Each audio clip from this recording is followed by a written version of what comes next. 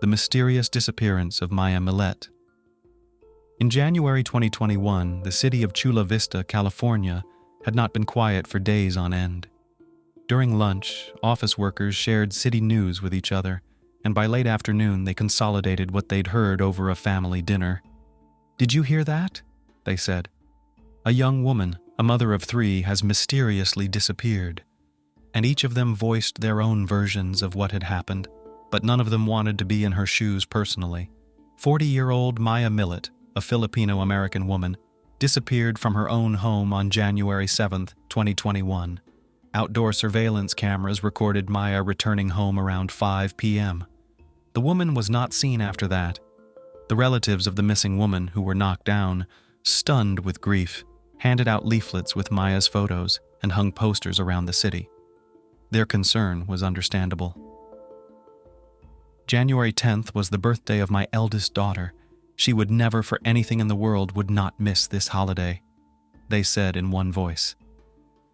As reported by the woman's relatives, the last time she got in touch with them was January 7th at 8:15 p.m. Dozens of volunteers and police officers went in search of Maya Millete. They searched the wooded area, nearby neighborhoods, creeks, and an abandoned golf course, but were unable to find anything. Larry Millete himself, the husband of the missing woman, never took part in the search for his wife. Moreover, after some time, he cut off all contact with her relatives. For a long time, the police assumed that Maya, having quarreled with her husband once again, decided to leave him. However, when she left the house, she could have been caught on the neighbor's CCTV camera, so she either did not leave the house, climbed out the window, or left the house in another way. What could be the reason for such strange behavior of a man?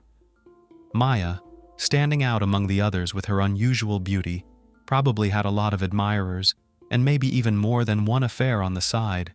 It is quite possible, without informing anyone, having lost her former feelings for her husband, she ran away from him, and not alone. Maybe that's why he was angry and didn't take action.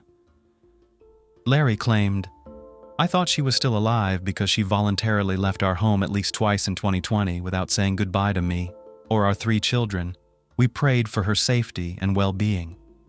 God gave Pablito and Noema Tabalanza 6 children. Maya was born as the 5th, since it was in May that the girl was born. Her parents gave her the name May. She succeeded everywhere. The purposeful character of the girl helped her in this. Thus, being in elementary school, she was in the top 5 students of her class. After the immigration of the family in March 1995 in the city of Honolulu, located in Hawaii, the girl entered the high school Retford, and there she began to show herself. She actively participated in various school and extracurricular activities, especially emphasizing the drama club and dance lessons. After graduating from high school with honors at the age of 17, Maya got a job at McDonald's, where she met her future husband, Larry Millete. A relationship developed between them. When Maya turned 19 years old, they got married. At the same time, the girl entered the University of Hawaii at Manoa, a land-grant state research university. Life was boiling for the young people. While Maya was studying at the university, her husband Larry was training in the Navy in Virginia. After a while, the couple decided to move to the city of Chula Vista, California. In order not to stop studying, Maya continued her studies at the University of San Diego. After graduating with honors, she took a job with the U.S. Navy as a civilian contract specialist. Where are those strange noises coming from? Maya thought. Am I going crazy already, and are they unreal? The phrases, "I love you," "love me," echoed through the house, slightly audible. Day and night they kept the young woman awake, haunting her in different places in the house. Maya's family didn't stop looking. They immediately hired a private detective. To maximize the attention of those who cared, the family repeatedly appealed to the public to help them in their search for her. On February 5th, 2021, the Chula Vista Police Department and the Millete family held a briefing to encourage as many people as possible to look for her. A short time later, skeletal remains were discovered in Orange County that were believed to be Maya Millete's, but this turned out not to be the case.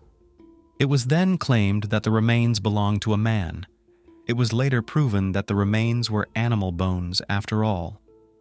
On April 6, 2021, Maya's disappearance was broadcast on Good Morning America. The missing person case gained national interest in April 2021 when Maya's sister appeared on Dr. Phil's talk show to talk about the situation. Maya took all matters particularly seriously. Despite the fact that she came from a large family and loved children very much, she was in no hurry to have them. She didn't want to give birth until she and Larry had a steady, stable, high income. That's the American dream. After all, they had to provide their children with the best future imaginable. To make it happen, they had to work very hard and diligently. The right moment came in 2010. Then Maya and Larry had a daughter, Lara. In the wake of her a year later, another daughter, Milani, was born, and in 2016, the heir son, Lazarus Tristan. Maya was a great mother. She devoted all her free time to her children, giving all of herself. She attended all their school events, traveled with them in her SUV. There are some women whose children become the center of their universe. Wise, indulgent, caring. Maya was one of those women. By the end of 2020, the couple's relationship had become strained. Larry assumed that Maya had a lover.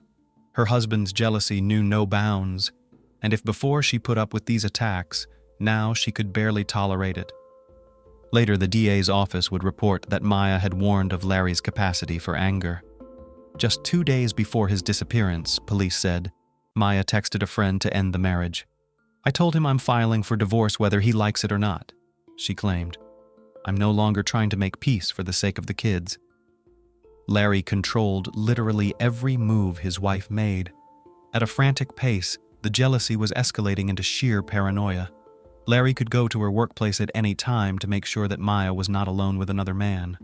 Larry was also pissed off by the fact that there were plenty of men on his wife's team. Larry once had the audacity to send an email to Maya's former boss, Derek Sopp, requesting that a male colleague be transferred to another division. He followed her practically around the clock, even got the kids involved in their squabbles. Larry once hid a child's cell phone in his spouse's car to track her movements. It got to the point where Larry was getting violent. He almost strangled Maya once. The couple separated, but not for long. In early 2020, Maya moved in with her brother, but rekindled her relationship with Larry after about 6 weeks. On August 12, 2020, Maya texted her brother JR, "He never lets me be alone. He checks all my emails, messages, messengers, Facebook posts. He even checks my app on Venmo. And then what happens? He just tightens the reins harder." Although Larry wasn't initially a suspect, police have taken a keen interest in his identity. Investigators contacted Maya's relatives, who said that shortly before the disappearance, the couple had gone camping and spent the entire time they were there fighting. Maya returned from the camping trip and told her family that if anything happened to her, Larry would be involved. According to the case file, Maya's friend told police that Maya made a different statement in December 2020. "I don't think he would hurt me, but I think he would hurt the kids to get back at me." Prosecutors say the mother of 3 did not explain further what she meant at the time. When we fall in love, for better or worse, we see the object of our adoration exclusively in a rosy light. Often we project our character traits and attitude to life onto our partner without noticing the red flags, so-called in psychology behavior, that may indicate the presence of an underlying problem or a potential threat to the well-being of the partner relationship. Abusers, manipulators, narcissists, aggressors. We justify them with deficiencies of upbringing, stress, but we should look deeper. Apparently, the nature is so laid down that families were created mostly in youth, when the whole world is presented in rose-colored glasses, so to speak, for a great, sometimes blind love, so that the human race did not stop. And after a while, having gained the necessary life experience, we see in a partner what was so carefully hidden from us at first glance. We think about re-educating, smoothing out all the sharp edges, to reconcile finally. But no, you can't change a grown man. It remains only not to give an outlet for his negative traits. This is the case with jealousy. If a person has certain traumatic events, paranoia is not far away. Returning to the sounds that Maya heard, one might guess that the woman had developed hallucinations amidst the stress of her family's troubles, but that was not the case. The situation took an unexpected turn. Maya remained sane, which is not the case with Larry.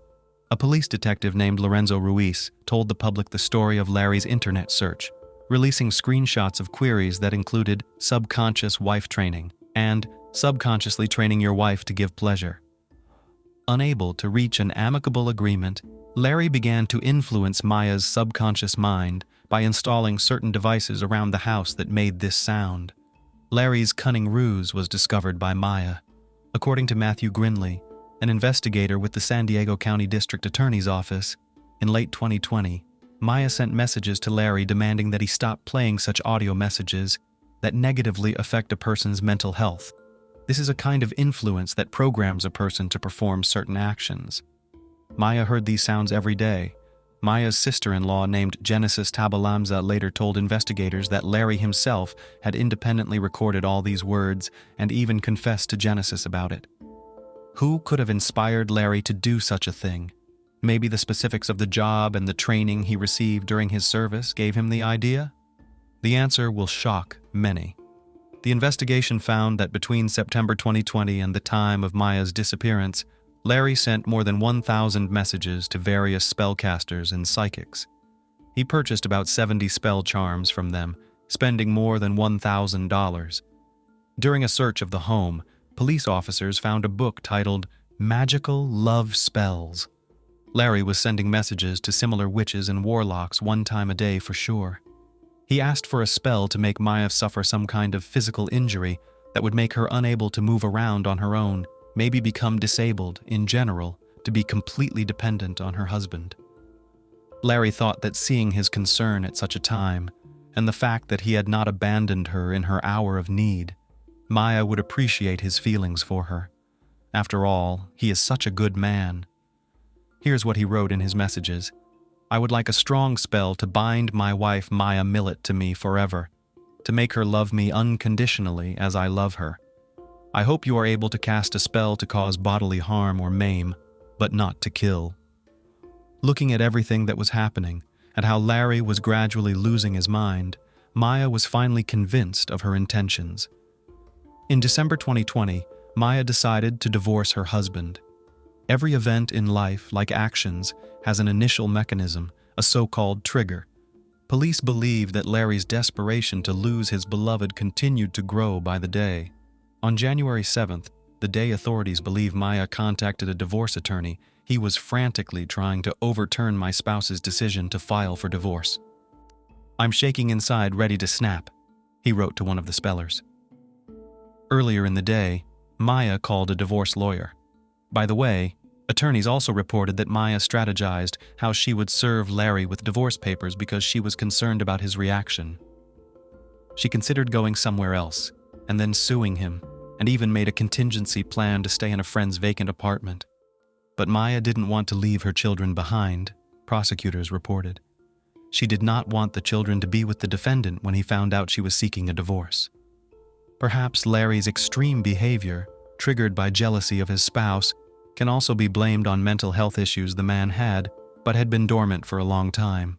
Or maybe he always behaved differently than other people, just Maya and Larry did not put out of the trash. Larry's behavior was becoming more and more like that of a psychopath. Larry has a truly horrible temper, Maya wrote in a text message in June, according to the case file.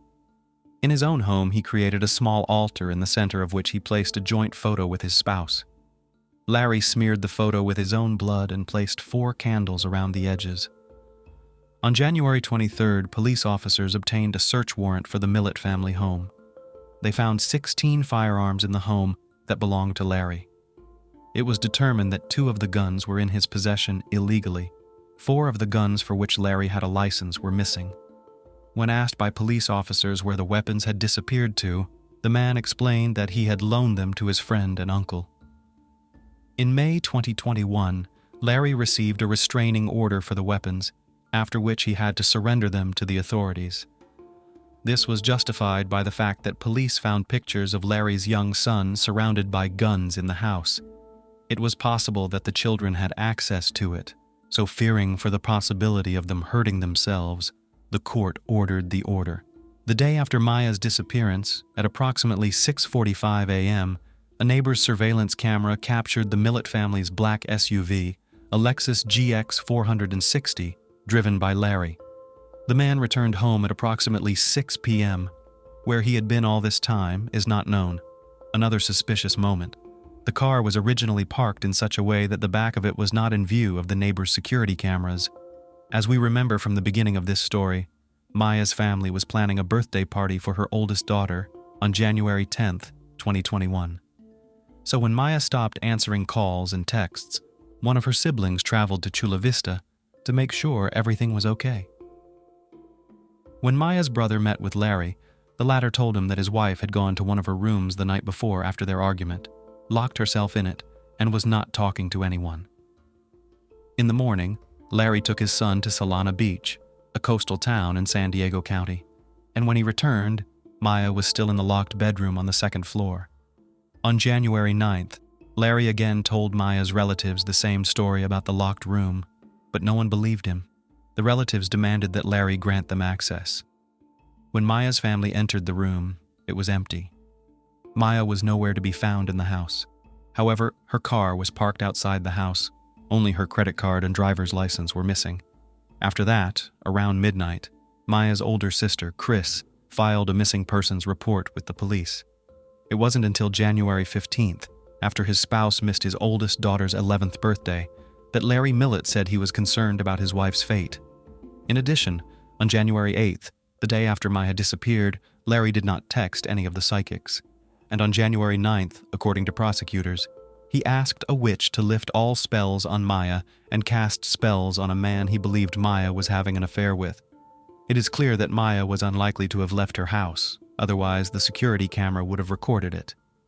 On that unfortunate day, another strange thing happened. Larry and Maya's children were playing in the yard at about 10 p.m. This event did not go unnoticed by a neighbor of the Millete family. He was surprised by it, since it was late and cold outside. At 9:57 p.m., the neighbor's surveillance camera captured the sound of 9 loud bangs. Police speculated that they may well have been gunshots. After audio analysis of the video, police were unable to understand the nature of the sounds. Another coincidence that casts doubt on the man. Larry owned a huge gun collection, including a .40 caliber Smith Wesson pistol, which police were unable to locate in the house, according to court documents. Billy Little, a junior attorney working with Maya's family to investigate the case, was able to uncover one incident that occurred 15 years ago, specifically on the evening of April 30th, 1997, in San Diego's Bay Terrace neighborhood. Maya met Larry Millete in high school after he moved to Hawaii from San Diego with his family. The move may have been prompted by Larry's arrest for a 1997 juvenile gang-related assault. I have reason to believe that he, Larry, was in a gang, the attorney argued. As a juvenile, Larry was arrested for a stabbing. The victim of the attack suffered multiple stab wounds and was rushed to Mercy Hospital, where he eventually recovered. As a rule, criminal records often find their echoes in adulthood. In an interview in January 2021, Larry admitted that he did have an argument with Maya in 2020. As of February 3, 2021, Larry stopped cooperating with the police. On July 22nd, Larry was officially named a suspect. Investigators assumed that the 41-year-old man killed his wife on the night of January 7th, ate, and then disposed of her body. In interviews, Larry told the same story that Maya's relatives had heard, about the argument in the room his wife had locked herself in. By a strange coincidence, his phone was turned off for about 11 hours on January 8th. Larry didn't show up for work that same day, and no one reliably knew exactly what he was doing. It was impossible to track his whereabouts. Too bad the neighbor's video surveillance camera is a mute witness to the events that unfolded and can't talk. The camera shows Larry driving his car up to the garage in such a way that the rear of the car is not in the frame. Larry may well have known which part the camera was capturing and positioned the car in a convenient manner. During this time, he could safely carry Maya's body through the garage and then, loading it into the trunk, drive away to dispose of it. Following his arrest, the man remained in custody and was held without bail. On October 19, 2021, Larry Millete was arrested for the murder of his wife, Maya, based on circumstantial evidence, and the children were given legal custody to his parents. To prevent further emotional trauma, the court barred Larry from having contact with his children. But the man violated that injunction more than once.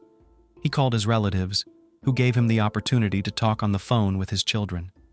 In total, he made more than 100 phone calls and talked to his children for more than 9 hours. According to prosecutors, during some of the calls, Larry made disparaging comments about Maya's family or asked for news headlines to be read to him.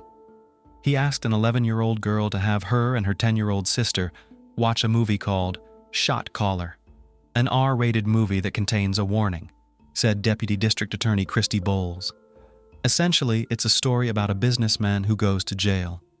Larry suggested that children watch it to see what kind of environment he was in. As a result of the court, Larry was stripped of all phone calls except for calling his attorney. However, as early as October 2022, Larry was granted permission to communicate with his children in writing. He was still prohibited from speaking with them through personal visits and the telephone. In order for the children to continue attending their current schools in Chula Vista, they were awarded custody to their paternal grandparents on October 19, 2021. Maya's sister also wanted custody of her nephews, but was denied.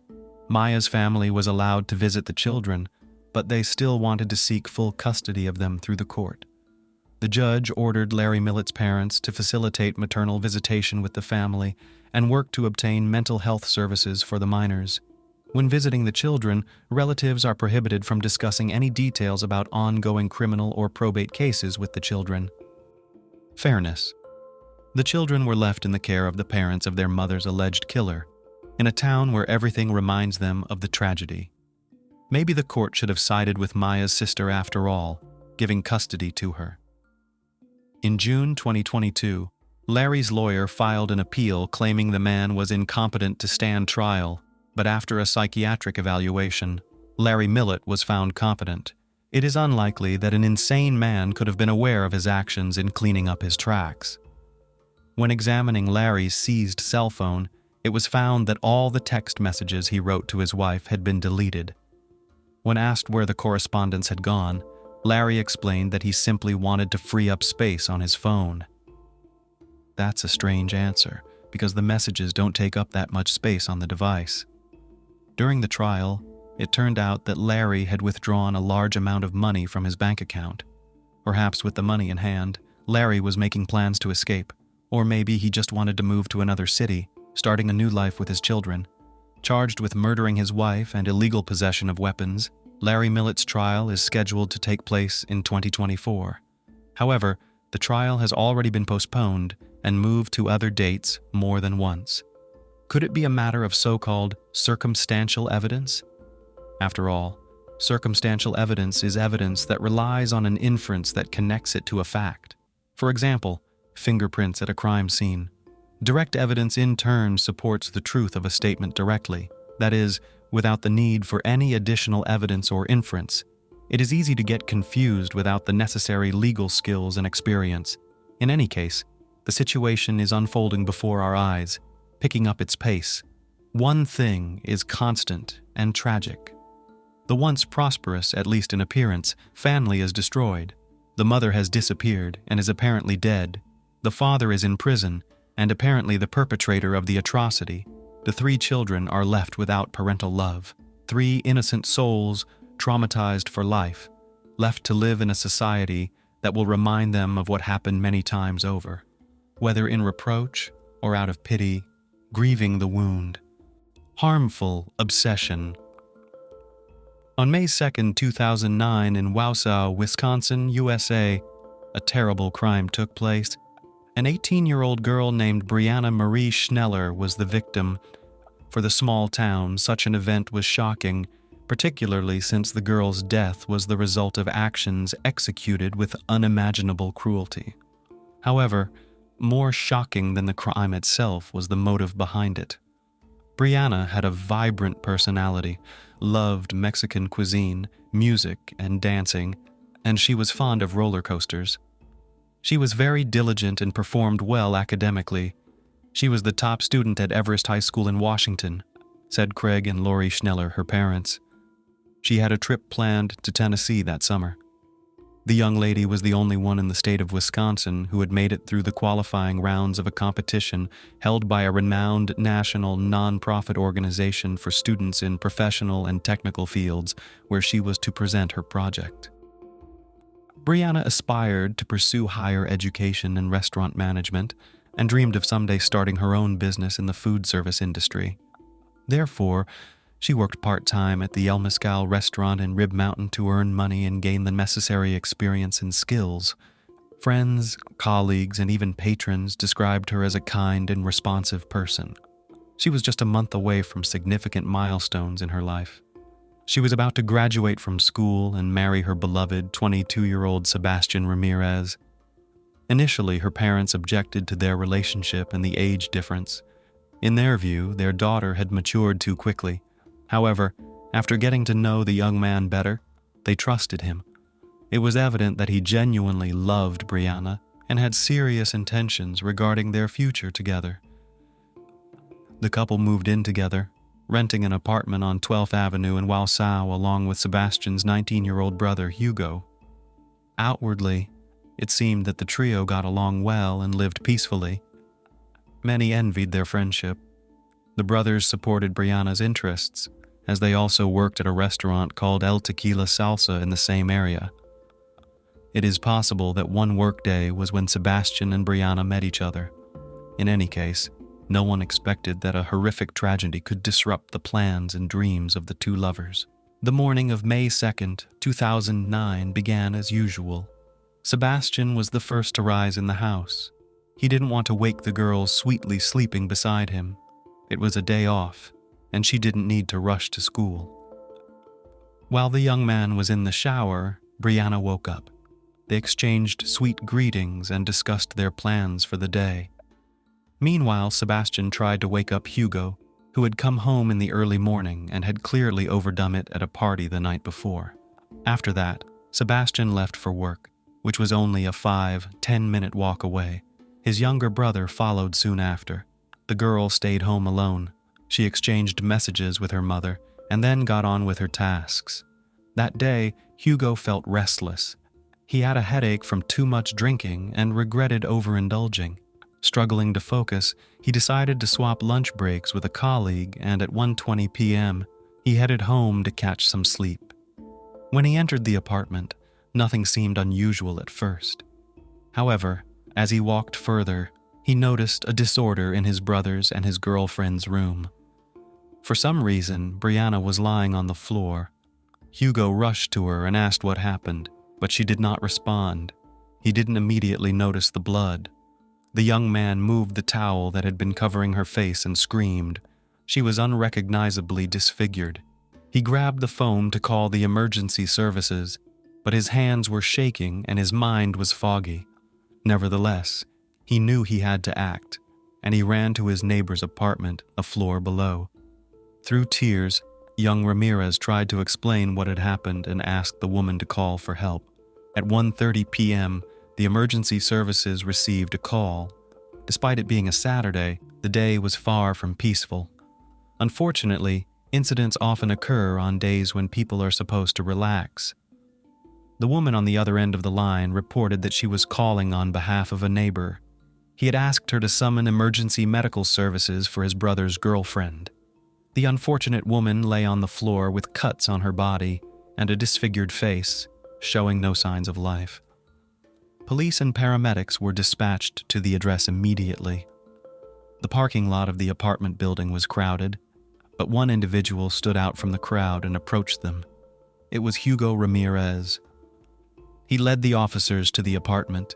The young man could barely speak, so he simply pointed out the shocking scene. At the center of it all lay Brianna, her body bearing deep wounds.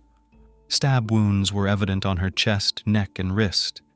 The officers asked the young man to leave the room while forensic specialists began their examination. One speculated that the victim had been lying there for some time, as the blood scattered everywhere had already started to dry. It was clear she had fought back, as evidenced by the defensive cuts on her arms. However, the assailant had overpowered her.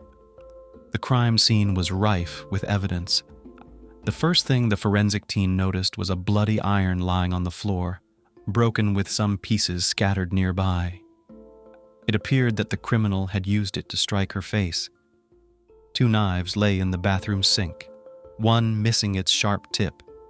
Blood was found on the soap, leading investigators to speculate that the criminal had used it to wash their hands. But the bloodied shoe print left on the carpet drew more attention. Overall, the examination of the dwelling revealed several curious details. There appeared to be no signs of forced entry, suggesting that the victim knew the wrongdoer or that he had some way of gaining entry to the apartment. Another notable detail was the scattered bills ranging from $1 to $20, amounting to a substantial sum.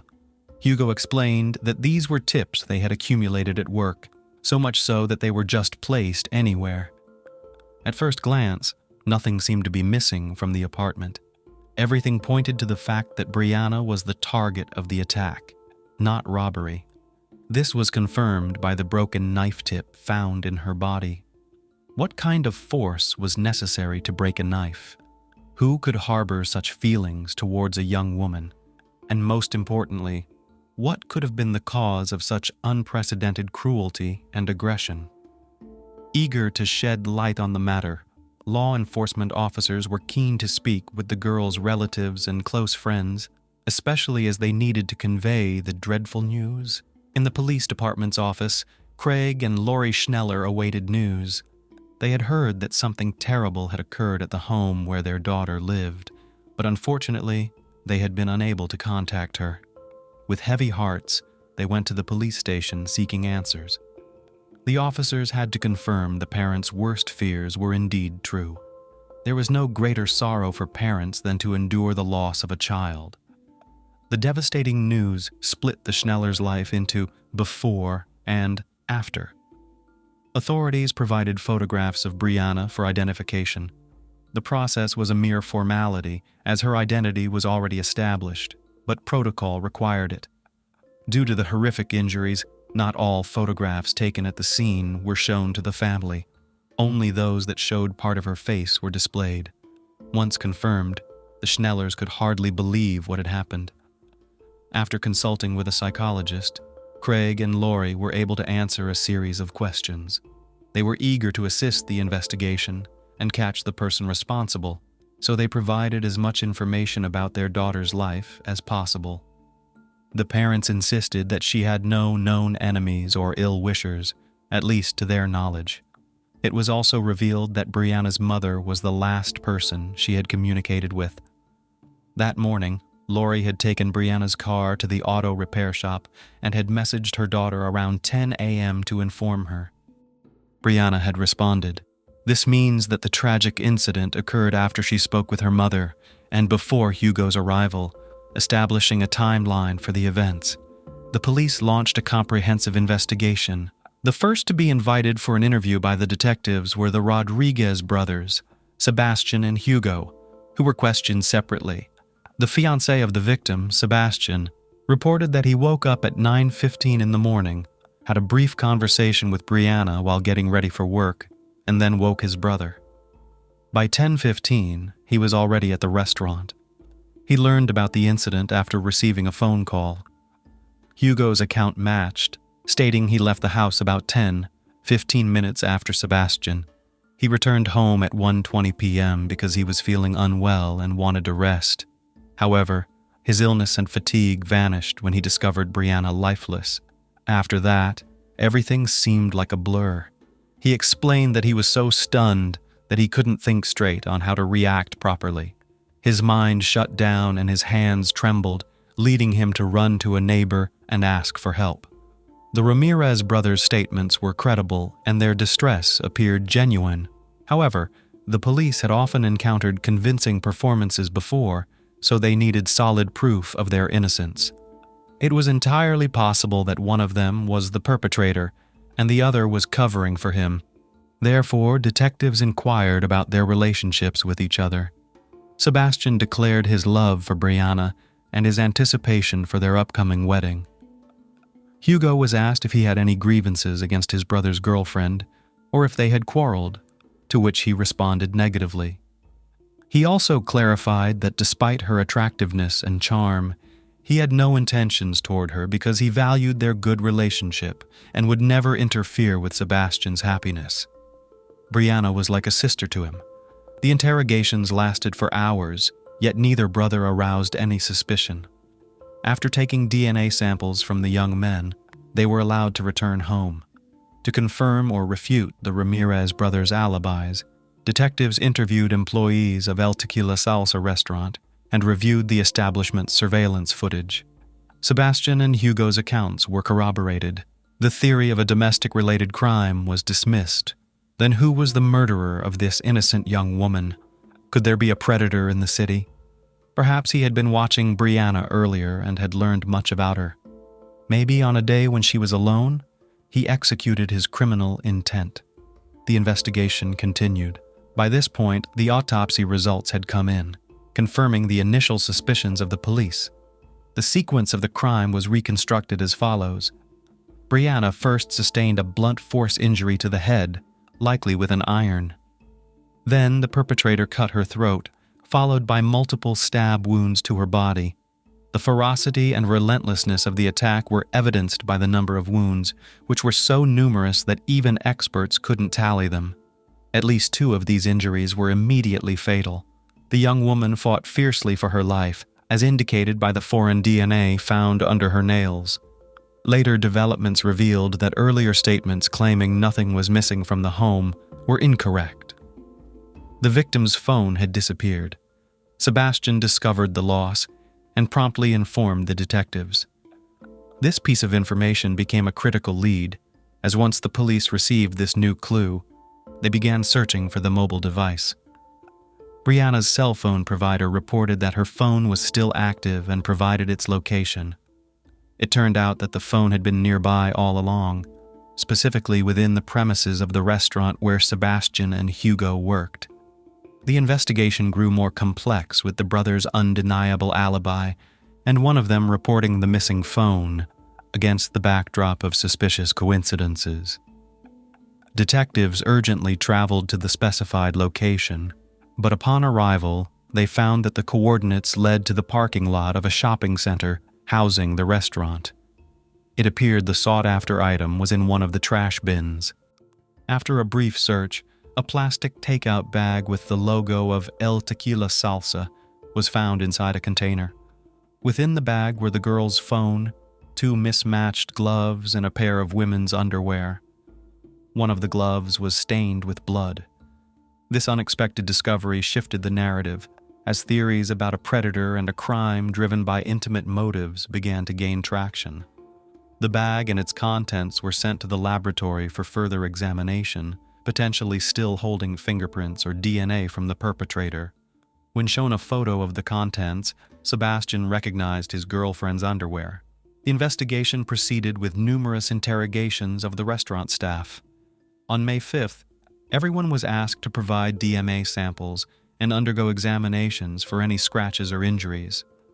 Additionally, both the external and internal surveillance footage of the building and neighboring establishments was thoroughly reviewed. The police had a considerable task ahead of them to determine who had disposed of the bag.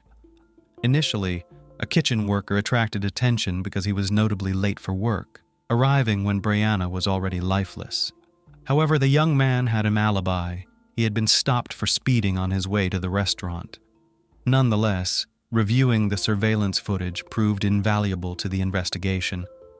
Another individual, the 24-year-old kitchen manager Raul Poncerocha, became a person of interest. On the day of the crime, he left the building at 10:18 a.m. wearing a brown hoodie and returned at 10:53 a.m. without it. During questioning, he was asked about his whereabouts and intentions. Raul explained that he had gone to pick up his friend Luciano, a dishwasher at the restaurant. Interestingly, Luciano lived in the same building as Brianna, Sebastian, and Hugo. When asked how long his errand took, he said about 20 minutes, but there was a problem with the timeline. What happened in the remaining 15 minutes? Raul refused to explain. Meanwhile, Luciano confirmed Raul's story, saying they did not stop anywhere on their way to work. However, the 15-minute discrepancy continued to trouble the detectives, and Raul's behavior raised questions.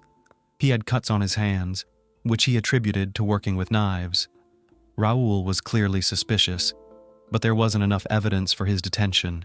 By May 9th, it was established that on May 2nd, at 1:16 p.m., a single employee exited the back door of El Tequila Salsa, and at the same time, only one person approached the trash bins. Identifying the suspect took little time. When his name was announced, the investigative team was not surprised. It was not Sebastian or Hugo Ramirez, as initially thought, but the suspect Raul Ponce-Rocha. When a search warrant was obtained for his home, curious details about the manager's life emerged. Under the mattress of his bed were found 4 pairs of women's underwear, several adult videos along with a brown hoodie and a glove resembling the one found in the trash bin. On the same day, Raul's DNA samples were sent for comparison with those found on the plastic bag. A strand of female hair found on his clothing was also analyzed. Everything pointed to the victim, Brianna. It was just a matter of matching the test results. Raul was arrested on suspicion of first-degree murder. When it became known that the alleged perpetrator had been found, Sebastian couldn't believe his ears. He never thought his colleague capable of such cruelty. The main question that troubled him was, why did he do it? They hardly knew Brianna and had only seen her in passing. Raul had always seemed like a kind and cheerful guy, someone who wouldn't hurt a fly. But the answer was found.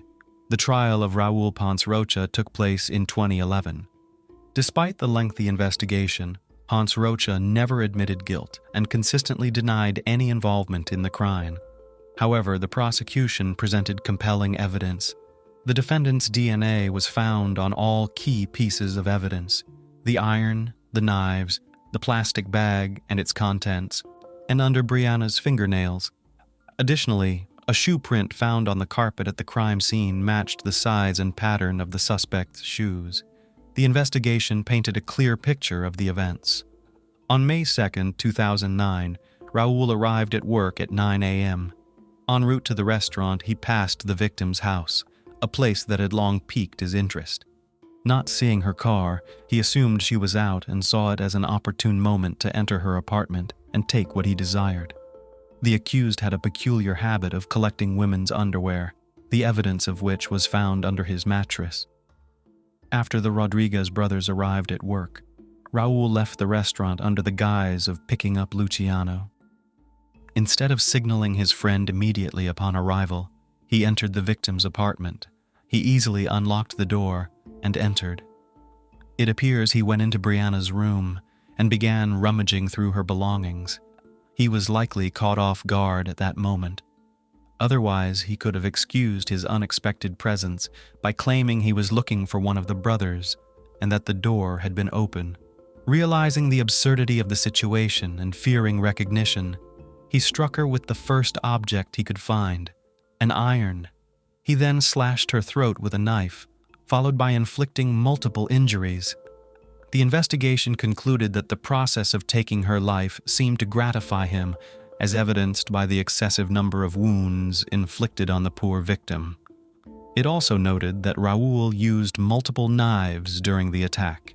Afterwards, the culprit tried to cover his tracks by washing his hands and removing his jacket, as he still had to meet Luciano and drive him to the restaurant. He then resumed work as if nothing had happened, which was captured on the kitchen's video recordings. When many staff took their lunch breaks, he seized the moment to dispose of the bag containing the evidence in a trash bin. Shortly before the trial, Raul stated that he indeed met with Brianna, but did not end her life. However, he suspected who might have done it and named a former restaurant employee. According to the defendant, he saw this acquaintance at Brianna's house on the day her life was tragically ended, thus confirming that he indeed entered the Ramirez apartment. However, when he left, Sergio stayed with Brianna, apparently having an argument. The defendant's statement raised additional questions and investigations.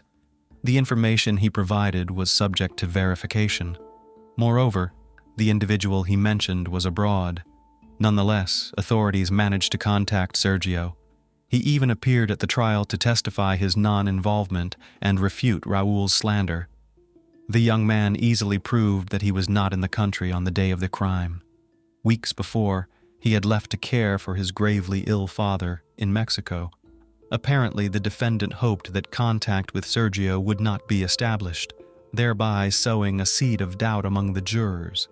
However, his plan failed.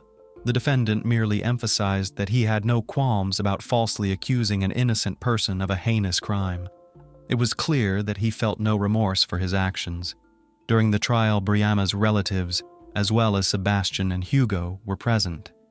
The young men struggled to contain their emotions, prompting officers to repeatedly call for calm. Ultimately, Raúl Ponce Rocha was found guilty of the crime against Brianna Schneller, as well as burglary. He was sentenced to life imprisonment without the possibility of parole. He is serving his sentence at a correctional institution in Walpoon, Wisconsin. Following the verdict, the victim's father stated that his daughter's case had become personal for many involved, as they all have families and children. He shared that he has not parted with a Father's Day card Brianna gave him, cherishing every memory of her. Craig Schneller confessed that Brianna's death broke his heart, and he lost faith. No information about Sebastian Ramirez is available. It is only to be hoped that he has closed this tragic chapter of his life with a sense of completeness and has been able to move forward. One day, his brother Hugo appeared on a television show discussing the ordeal they endured. Raúl's actions were fatal for Brianna. He not only ended the life of a beautiful young woman, but also devastated the hearts of her family. Things could have been different if the young man had not chosen to cover his tracks. He might have gotten away with clumsy explanations and apologies to the girl. At most, it would have ended with a confrontation between him and the Rodriguez brothers. It is unlikely the victim would have reported him to the police, and even then, the incident could have been resolved with minimal harm. Another mysterious story took us to Namyangju City in South Korea. On June 6, 2006, 29-year-old student Lee Yoon-hee disappeared without a trace. It would seem that nothing is unusual. People often disappear. However, this case is still stirring the minds of the public. Many people to this day continue to argue and put forward their own versions of what happened. Disappearance. For the first time about the fact that the girl disappeared spoke on June 7th. The alarm was raised by her friends and classmates. Lee did not come to the university for the last classes, which was very unlike her. She was a responsible and efficient student and had never missed a class before. After studying, Lee's friend Min wanted to check on her and went to her house. However, after ringing the doorbell, no one opened the door. Then she didn't bother and left. Later in an interview, the girl admitted that she decided that Yoon-hee wanted to be alone and had a day off. It so happened that her acquaintance had been haunted by a series of troubles lately. Therefore, it was possible that she needed time to get away. However, on June 8th, she didn't show up again. This time, Min went with Kim, Lee's friend, and 2 other guys to the missing person's house. There was no other way to contact her. It so happened that a week before the described events, the main character's purse was stolen, and together with her purse, Idaho card, and cell phone. When young people knocked on the door, the dog reacted to the noise from inside. The dog barked loudly, but there was no response from the owner. Since Yoon-hee's door had a digital lock, only someone who knew the code could open it. No one present had such information, so Min called the older sister of the wanted woman. But unfortunately, she hadn't heard from her sister and didn't know the code to the door. All this only added to the excitement. Eventually, it was decided to contact the police. Law enforcement officers contacted the owner of the apartment and asked him to come to open the door. Upon entering the student's residence, everyone immediately smelled a foul odor. Life story. Lee Yoon-hee was a pretty and colorful girl. She originally studied fine arts and statistics at a women's university in Seoul. However, after graduation, she realized that she had chosen the wrong path.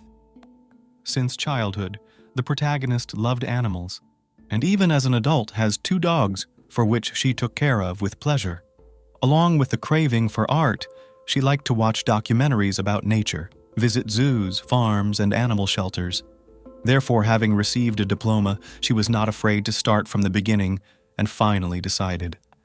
At the age of 25, the girl decided to connect life with veterinary medicine.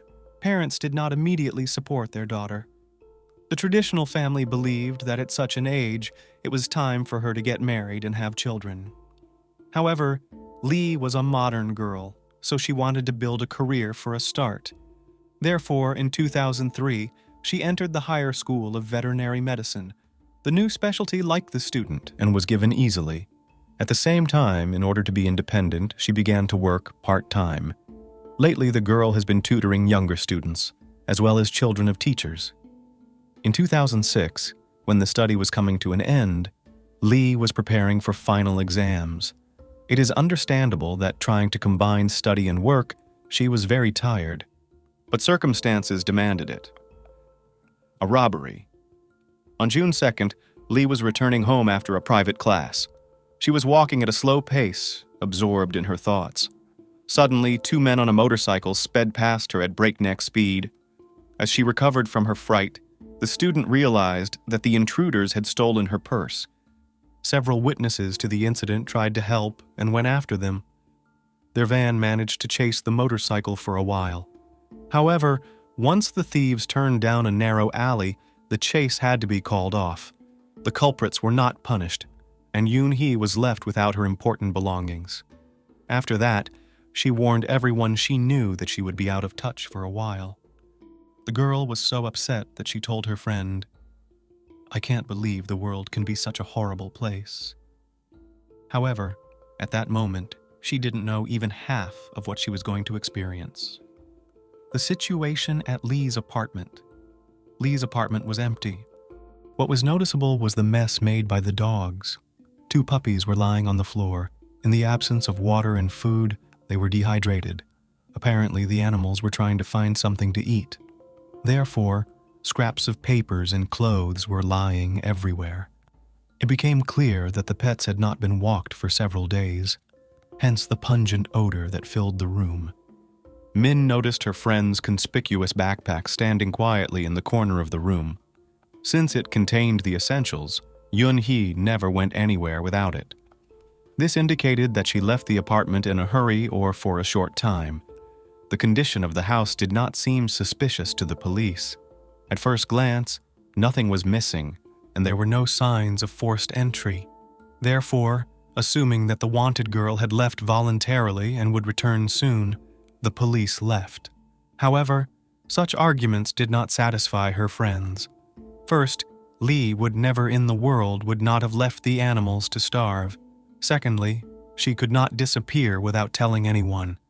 So the company contacted Lee's family members.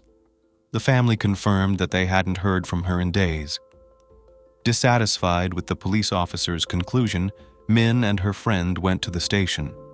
Unfortunately, due to the slowness and poor handling of the investigation, Korean law enforcement agencies have been repeatedly admonished for their actions. So the young people decided to insist on their own and officially report their friend missing. Evidence. At this time, 2 of Lee's other friends stayed at the house. They wanted to wait for her parents and discuss everything. Not wanting to embarrass the missing person's relatives, the guys decided to clean up the apartment. They washed the floors, threw out the trash, and even washed dirty laundry. In general, destroyed all the evidence that had taken place. In addition, it was later learned that upon arrival, Lee's sister threw away the cigarette butt found on the veranda. She did so because she didn't want to embarrass her sister in front of her parents. They would be very upset to know that their daughter smokes. But the thing is, Yoon-hee's acquaintances unanimously claimed that they had never seen it. Perhaps in this way, another solid piece of evidence in the case was destroyed. Afterward, the guys were very sorry that wanting to do better only aggravated the situation. The young people explained that at that time the police had not taken up the investigation and had not warned them not to touch anything. When Lee's parents arrived in the evening, they inspected the apartment. Dong, the girl's father, reported that several other things were missing along with his daughter. The first thing he named was a hammer. The man explained that he personally insisted that such a necessary item was in the house. Lee Yoon-hee had always laughed about it and kept it in plain sight. The other missing item was an antique coffee table. The student was particularly fond of it, often eating at it and using it as a bedside table. It was unclear to everyone where the girl could have gone, as well as where two unrelated objects had disappeared to. The unknown painted a frightening picture. The last party. That day, in addition to the police report from Lee's friends, there was another one. The concerned parents of the missing girl decided not to delay. It was already obvious that enough time had passed since the alleged disappearance. She was last seen on June 5th. That was when Yoon-hee and her classmates finished their last practice of the semester. The young people were going to celebrate the significant event. For this purpose, they even invited the teachers. Obviously, not everyone agreed, but some still decided to keep company with a group of 40 students. The protagonist was upset that she had suffered another failure because of an unsuccessful, in her opinion, operation on an animal. Due to this, she had no desire to go to the party. Some even claimed that she locked herself in the restroom and cried. Perhaps before graduation, the diligent student simply lost her nerve. Therefore, she was so critical of herself and saw the world in pessimistic colors. Nevertheless, her friends managed to calm the girl down and persuade her to join the party at the karaoke bar. By 10 o'clock in the evening, Lee's mood had noticeably improved. Everyone gathered in the pub. They ate, drank, remembered university everyday life, danced and sang songs. They were supported by the heroine of the story. CCTV cameras recorded how at around 2:30 at night she left the toilet and left the celebration. It was noticeable that the girl was upset about something. However, the rapid departure was noticed by a 27-year-old guy named Kim and went after her. According to the man, he asked what happened. Since young people were close since their school years, Lee confessed and complained to her friend that someone was watching her in the toilet. However, she did not give any details. Kim was concerned for his friend. He knew that she was already frightened by the recent attack on the street, so he offered to carry her backpack and escort her home. Lee lived in a rented apartment about a 20-minute walk away. Kim later told investigators that he was unable to walk his buddy to the door. She said goodbye to him in one of the dark alleys. However, the young man still decided to wait until the lights came on in the windows of her house. After making sure that the girl was not threatened, he turned around and went to his house. It should be noted that the guy lived nearby. On June 6th, the country celebrated a national holiday, Memorial Day. Therefore, the absence of news from her did not seem strange to anyone. However, it was after the party that no one saw Yoon-hee. The beginning of the investigation. During the investigation, curious facts were established. On the morning of June 5th, about 4 o'clock the day before the disappearance, one of the classmates came to see Lee. He said that he was fixing a loose leg of the coffee table. He told the investigation that Lee did not want to throw it away, so she asked him to fix it. He stayed in the apartment for about half an hour, he said. After the short repair, the couple went to the university. He was not present during the celebration and never met Lee again. Some claim that the young people were in a romantic relationship, but there is no concrete evidence of this. In parallel, the relatives of the missing woman conducted their own search. One day, Lee's father, Dong, in search of any clues, explored the neighborhood where his daughter lived. Suddenly, between two garbage cans, the man noticed a familiar table. However, the tabletop and the unscrewed metal legs were lying separately. The relatives assumed that it was damaged during the events that took place in the apartment. The find was submitted for examination. It is quite possible that on the ill-fated night, Lee was the victim of a brutal attack. Her father was worried that she could have been killed because of the hammer he had given her. It is possible that the perpetrator, having gotten rid of the table, took the tool with him or hid it somewhere. Stalker theory. Amazingly, during the inspection of Lee Yoon-hee's home, the experts were unable to find any fingerprints, DNA, blood, or any other evidence. So thoroughly had Lee's friends cleaned the apartment. Therefore, the police decided to resort to searching for eyewitnesses. Since the walls of the apartment building were quite thin, someone could surely hear something. However, none of the girls' neighbors reported anything unusual. Many of the residents refused to engage in any conversation at all. At the same time, one elderly woman said that a few days before Lee's disappearance, she herself had been harassed.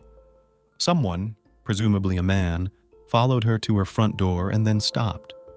The woman decided that opening the door would give a chance for an attack, so she turned sharply and came face to face with the stalker. She noted that the hood made it difficult to see his face. However, her actions frightened the unknown man. He turned around and left. It should be noted that in South Korea, pushing has become widespread. This term means unwanted, intrusive attention to one person by another or a group of people. Very often, law enforcement officers record reports of women who report repeated incidents. It is not uncommon for a stalker to stand at the door and wait before leaving. This further creates feelings of anxiety and fear. Often, sexual offenses are triggered by stalking. Therefore, on October 20th, 2022, a law came into effect that made stalking a crime. The sanction of the article provides for imprisonment for up to 3 years. Previously, it was qualified as a misdemeanor and punishable by a fine of $70. Some believe that a similar situation could have happened to our heroine. However, her case could end tragically. Later, this version found confirmation. In the house across the street, there is an apartment from which there is a clear view of Lee's windows. Whoever lived there could unobstructedly observe her actions. During the investigation, it turned out that the premises had been empty for a long time.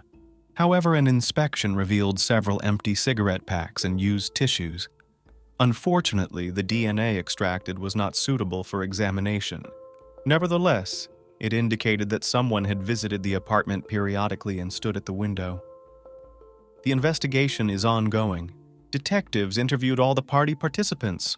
Unfortunately, none of them knew what had happened to the girl during the celebration, much less after it, except perhaps Kim, who escorted her friend to the alley and waited until she went home. The sincerity of 21 people was tested on a lie detector. All of the subjects passed, but it is still worth noting that this method is not always reliable. However, the polygraph has been used in the country since 1950 and is trustworthy. In addition, task forces with search dogs searched the entire city, as well as the nearest mountains. Volunteers put up tens of thousands of flyers asking for any information. Later, Lee's parents sold all their property and offered 10 million won for information about their daughter's whereabouts. However, all was in vain. A new lead. The missing girl's family and acquaintances wanted to believe that she would return alive. Perhaps because of the stress of her experience, Yoon-hee decided to disappear for a while, forgetting her responsibilities to her parents and the pets she left at home. Maybe she's the one who threw away her favorite but broken table and her unwanted hammer. And there would be an innocent explanation for the dried napkins in the apartment across the street. But that last hope vanished as soon as the cybercrime experts got involved. They scrutinized Lee's computer and recovered the deleted files. Some gruesome details emerged. On June 6th at 2:59 a.m., about the same time the girl was supposed to return home, someone gained access to her desktop. He opened Naver, an internet portal used by 70% of the country's residents. He then typed the following phrases into the search: sexual harassment, contact the police, and 112. The work session ended at 3:02 a.m. The computer itself was manually shut down at 4:21 a.m. Specialists assumed that the missing student came home and sat down at the computer. Based on searches, she was sexually harassed at a party or on her way home. And since she didn't have a phone, she looked for a way to report it online. However, after 3 minutes, her actions were interrupted by someone. Experts also found out that on June 8th, between 3:15 in the afternoon and 5:21 in the afternoon, someone turned on the girl's computer again. At the same time, the unknown person deleted the history of messages in the messenger from 10:48 p.m. on June 4th until 3:04 a.m. on June 8th. To do this, he used a special program known in narrow circles. After it, it is not possible to restore the chat history. At the same time, it shows that a person who is well versed in computers acted. 2 days later, someone again logged into Lee's account on a popular music site and even checked his email. Using the IP address, police were able to trace the location of the connection. It was a motel in the town of Kunsen, which is 119 miles away. After reviewing the CCTV cameras from that day, detectives found no signs of suspicious behavior or traces of the missing student.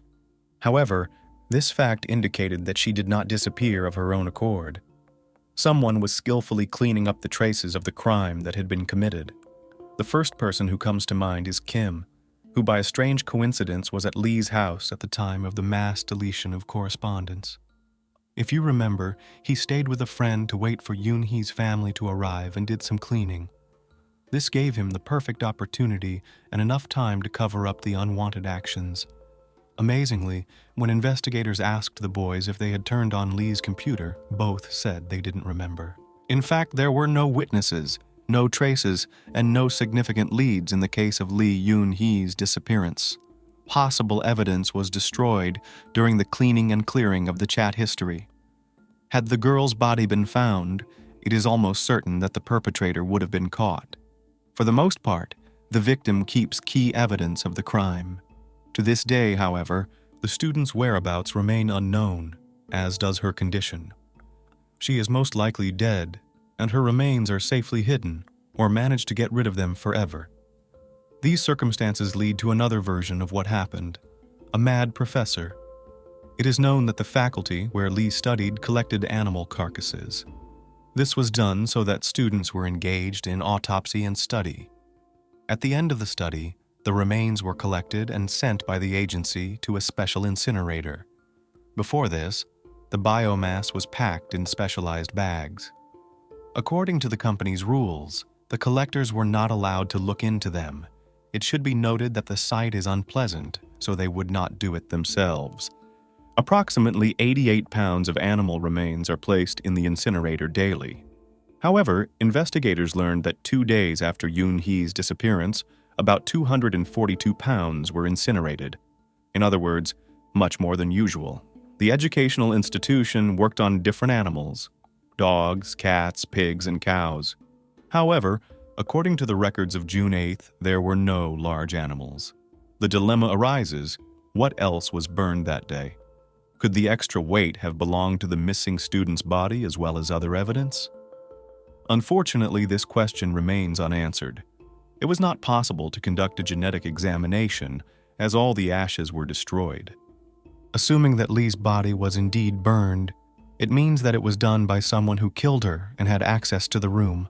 For example, one of the faculty members, Professor Moon, was of great interest, the same man whose children Lee was studying with when her purse was stolen.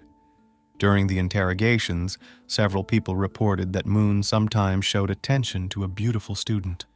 He openly flirted with her, unashamed of his status and age. The man was also present during the celebrations at that party and tried to sit next to Lee, but she moved away from him, calling him a creep. It was obvious that she was not accepting his advances. Initially, Moon said he left the event early and was home around 2 a.m. Then, when other detectives noticed that he had left after Lee, he changed his statement. It is quite possible that the professor molested her and then stalked her. Afraid of ruining his reputation, he may have silenced Yoon-hee. It's possible that he followed her that night, then broke into her apartment and killed her. Then he moved the body to the crematorium. He could also have taken the student to the campus by force and burned her alive. Either way, there's a lot of speculation. On the one hand, a stranger obsessed with Lee. He could have stolen her purse to get his hands on the object of his adoration and watched from the apartment across the street before or after the event. It is possible that it was he who attacked, kidnapped, or killed the poor girl. On the other hand, there are a lot of questions about her buddy Kim. Dong stated that there was a suspect they were sure of and pointed him out. There's no video footage of the young men walking home together after the party. Also, no one present saw Lee and Kim leave. It's hard to believe that the girl didn't want to be escorted all the way to the door and said goodbye in an alley at night. Everyone knows that the guy has been in love with her since high school. There is an opinion that he even went to university because of her. At the same time, Lee sincerely trusted him and loved him in her own way, accepted his gifts, spent time with him. However, Lee's feelings were not what he would have wanted. Many joked that Kim became her third puppy. Later, one important detail came to light. It turns out that the young man knew the code from the door of the beloved. In her absence, he repeatedly came to the apartment, looked after the dogs. However, he did not tell about it, so as not to defame the girl in the eyes of others. By our standards, South Korea is still a rather strict country. At the same time, it looks suspicious. His motive could have been simple jealousy. He could have snapped when he found out Lee had a boyfriend. He may have secretly followed her and then went up to her apartment. There was an argument during which Kim broke the coffee table and took his girlfriend's life.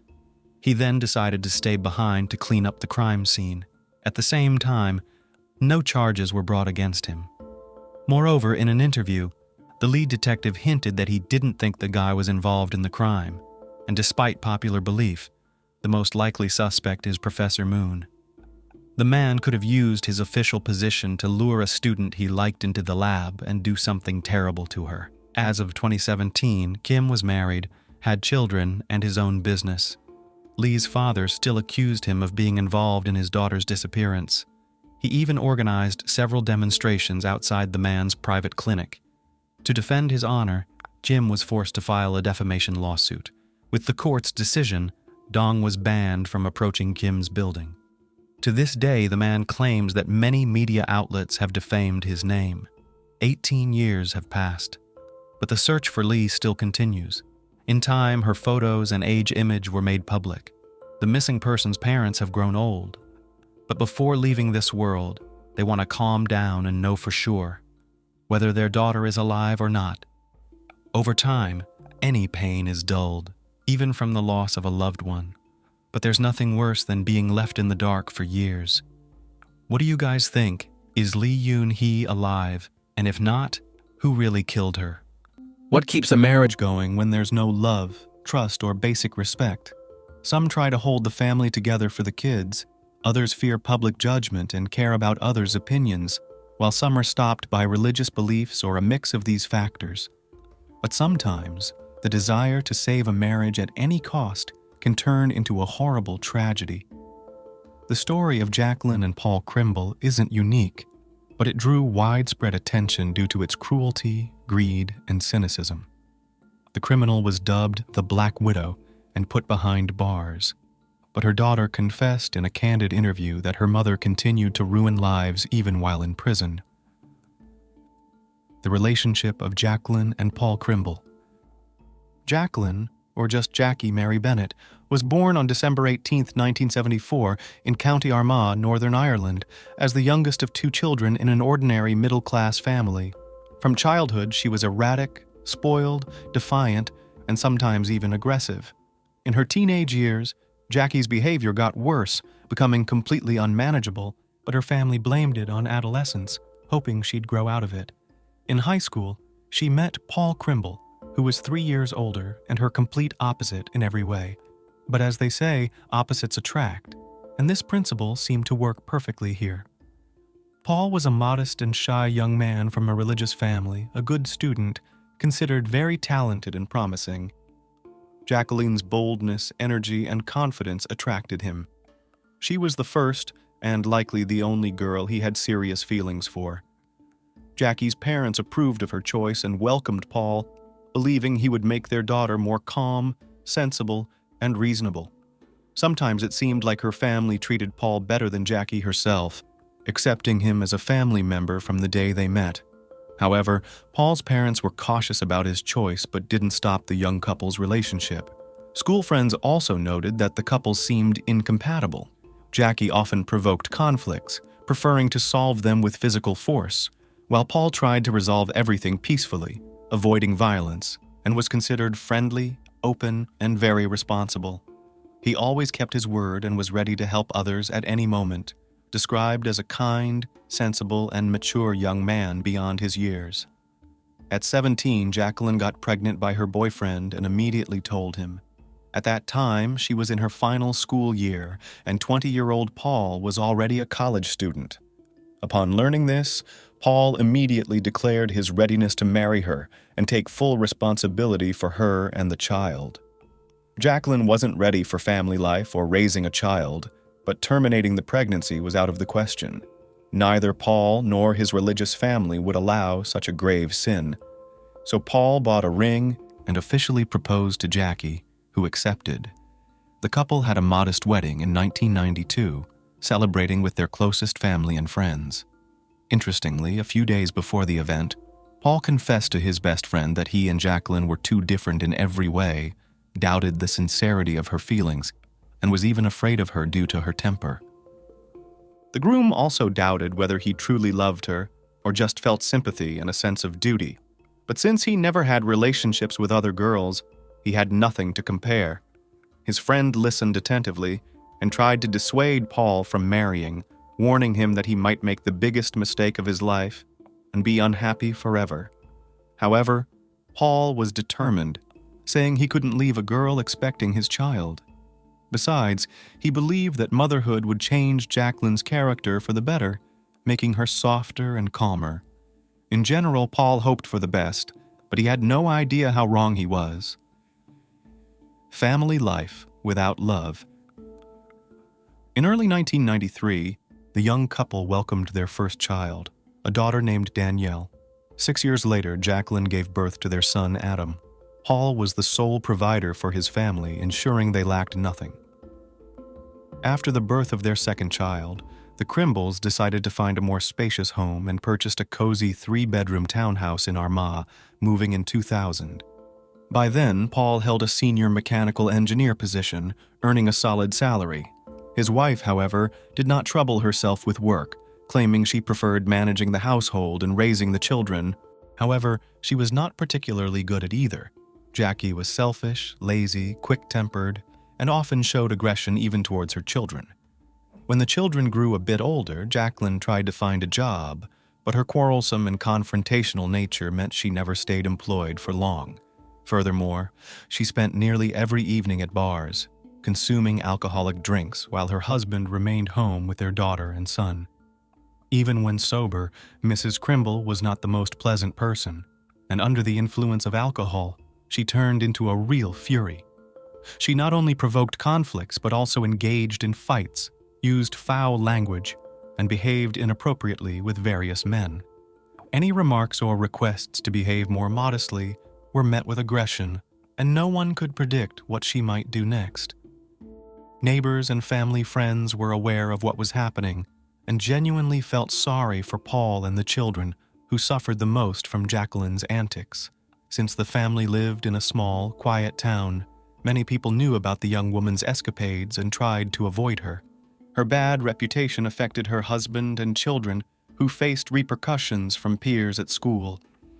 Jackie led a wild lifestyle without trying to hide it, frequently visiting entertainment venues.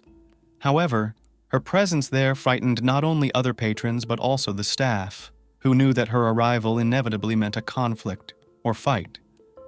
Jacqueline kept her family in fear because she could lash out at them at any moment. Paul tried not to complain about the situation, but his friends, family, and colleagues noticed his discomfort around his wife, or even just mentioning her. He was often advised to leave this woman, but Paul feared losing the chance to see his children. In any argument, Jackie would immediately threaten to cut him off from their daughter and son. She also threatened to harm him by involving her acquaintances. These were men she regularly met at bars, who were ready to commit crimes for her sake. Paul usually yielded to his wife in such situations and kept silent. The mysterious attack. On Sunday morning, June 20th, 2004, a frightened woman called the emergency services, pleading for help. She claimed that 3 strangers attacked her and her husband in their home, beating them, tying them up, attempting to rob them, and then driving away with their car, taking her husband with them. The caller was Jacqueline Crimble, and police officers and medics immediately rushed to the address she provided. At the house, they found a woman with her hands tied behind her back with a plastic cable tie. However, her legs were not bound, leading the authorities to believe she had managed to partially free herself. Notably, the victim had no injuries or bruises on her body, even though she initially claimed that the attackers had beaten and tied them up. Fortunately, the couple's children were not at home, as they had been sent to spend the weekend with their paternal grandparents. According to Jacqueline, the previous evening on Saturday, she and her husband had gone to a bar to relax. They drank and returned home after midnight. However, as Paul was opening the front door, 3 figures suddenly jumped out of the darkness and pushed them inside the house. The intruders, brandishing a gun, tied up the couple, beat them, and demanded money and prohibited substances. Allegedly, Paul tried to reason with the criminals, begging them to release him and his wife and promising not to call the police, but this only angered them. They hit him several times and then began to strangle him with a plastic bag in front of the terrified Jacqueline. When it became clear that there was no cash or prohibited substances in the house, the intruders decided to at least steal the car, but for some reason took the owner with them, leaving the bound woman behind. After the criminals drove away with Paul, Jacqueline managed to reach the phone and call the police using her tongue. She was sure her husband might still be alive and begged the detectives to find and save him immediately. However, despite her distress, the woman appeared and acted suspiciously calm, though the authorities had no reason to distrust her at that moment. The mutilated body in the trunk. The couple's car was immediately reported missing throughout the county, and investigators began collecting evidence at the crime scene. They tried to gather any details about the attackers, but Jacqueline claimed that the criminals wore masks. She couldn't recall any distinguishing features like clothing details, speech defects, limping, or anything similar. All she could say was that there were 3 of them, and they were men. By Monday morning, less than a day after the search began, the Crimble family car was found abandoned just 3 miles from the house where the attack had taken place. It was parked in a deserted alley next to a long vacant house. Inside the trunk was the mutilated body of its owner, bearing clear signs of beating and torture. The 35-year-old man's hands were tied behind his back, his legs bound with a cable tie, and his face and body covered with numerous bruises. When Jackie was informed of the gruesome discovery, she reacted surprisingly calmly. It seemed the brutal deprivation of her husband, the father of her children, didn't bother her much. She tried to feign surprise and pain but couldn't muster a single tear and literally asked when she would get her car back within a minute. This all appeared very suspicious, prompting law enforcement to take a closer look at the young widow. The main suspect. Initially, Jacqueline's version was not questioned and was considered the only credible account. However, the strange behavior of the widowed mother of 2 led law enforcement to suspect she might be lying. Soon it was revealed that her marriage to Paul had been falling apart for a long time, and she was never a model wife and mother. Not only neighbors and acquaintances spoke poorly of her, but even her children and parents. It also came to light that Jackie had been seeing a man named Roger Ferguson for several months. He owned a farm in Armagh where he lived with his mother. She and Crimble were often seen together in various entertainment venues in town, drinking alcohol. Moreover, Roger visited the married woman at her home when her husband was at work and the children were at school and daycare. Just the day after the car with the disfigured body was found, Jacqueline went from victim to the main suspect, and Roger was considered a possible accomplice. The woman did not appear to be a grieving widow and was much more concerned about getting her car back.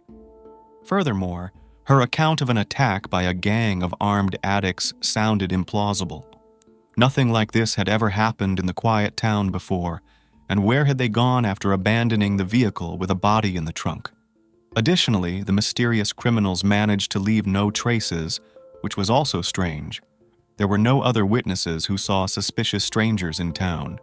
However, almost everyone who ever interacted with the victim spoke negatively about her. Moreover, It soon emerged that the deceased man had an insurance policy, and his wife could expect a large payout of £300,000 in the event of his passing. Now, a real motive had appeared in this case, which could explain the crime. Investigation into the crime. Jacqueline claimed she managed to call for help by dialing on a button phone with her tongue. The device was taken for examination, and indeed, traces of her saliva were found on it. However, at the initial crime scene inspection, investigators noted the phone was on the coffee table face down. With her hands tied behind her back, there was no way she could have turned it over after the call or dialed for help if it was in that position from the start. The couple's home computer search history revealed strange queries. Someone had been looking for information on life insurance, payout amounts, and procedures in the event of the policyholders passing for months. When Jacqueline was directly asked about this, she said she knew nothing and suggested that perhaps Paul was interested in it. Roger Ferguson, who was considered a potential accomplice in the crime, had a rock-solid alibi. His mother claimed he spent the night at home because he wasn't feeling well, and around 1:30 in the morning, she was searching the home medicine cabinet for something to treat his stomach issues.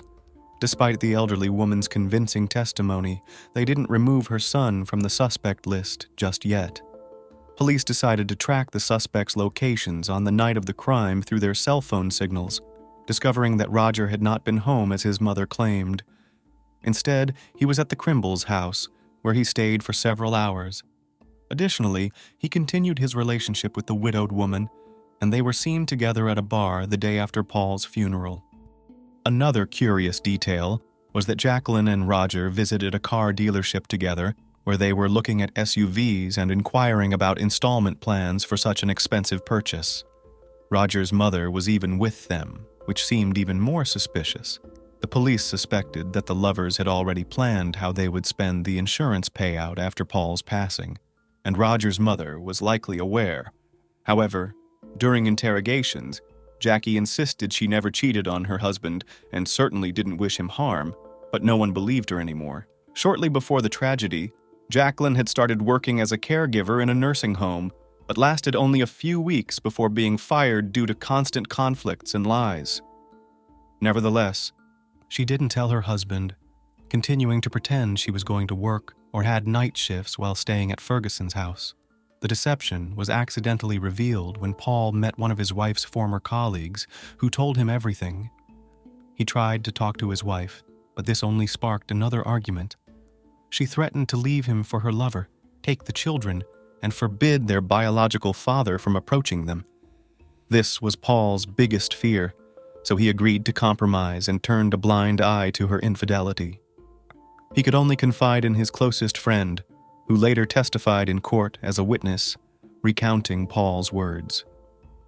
The development and execution of a devious plan. Roger wasn't particularly smart. He was strong but somewhat simple-minded and easily led. Jacqueline quickly managed to completely dominate him, manipulating her lover to do her bidding. He would readily get into a fight for her, which flattered her immensely. He was likely genuinely in love with her and believed everything she said. The woman complained to Ferguson about her husband, accusing him of being rude, cruel, and even physically abusive.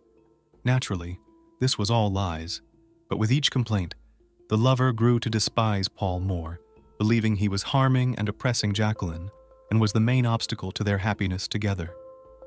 She implanted the idea in his mind that by eliminating her husband, all their problems would be solved, allowing them to be together while receiving a substantial sum of money for a comfortable life. About 2 weeks before the tragedy, Mrs. Crimble tried to find people willing to commit the crime for money. But after considering several options, she and Roger abandoned the idea. It seemed the lovers decided they could carry it out themselves without leaving evidence or witnesses, ensuring they kept the entire insurance payout. On Friday, June 18th, Jacqueline took the children to stay with their grandparents for the weekend. On Saturday, she suggested that her husband go out for drinks to relax and talk. Paul gladly accepted the offer, thinking it might help their relationship. He didn't realize it was an invitation to his demise. That night, People in the bar noticed Jackie trying hard to get her non-drinking husband intoxicated.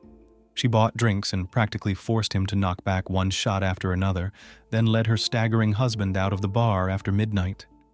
They were caught on surveillance cameras, and that was the last time Paul was seen alive. This revealed a significant timing discrepancy. The bar was a 10-minute walk from the couple's home, and the attack occurred immediately upon their return, lasting no more than 15 minutes, according to Jacqueline. After that, her husband was supposedly kidnapped and driven away in their car, and she immediately called the police. However, about an hour and a half elapsed between the time they were captured on camera and the call to the police. Investigators believed this time was spent by the perpetrators covering their tracks and staging the scene of an attack by third parties. Moreover, Jacqueline apparently intentionally got her husband drunk so he couldn't resist. According to her, the criminals kicked Paul while he was down, then began to strangle him by placing a plastic bag over his head and securing it with tape. The nature of the injuries on the deceased's body confirmed her account, but the police were nearly certain by then that the assailants were she and her lover, Ferguson. Incontrovertible evidence. After a long and thorough examination of the crime scene, detectives found a partially erased footprint of a man's shoe, which had been obviously attempted to be cleaned, but poorly. The tread pattern matched Roger's shoes, but this evidence could be considered circumstantial. However, there were other, more substantial pieces of evidence against the criminal couple.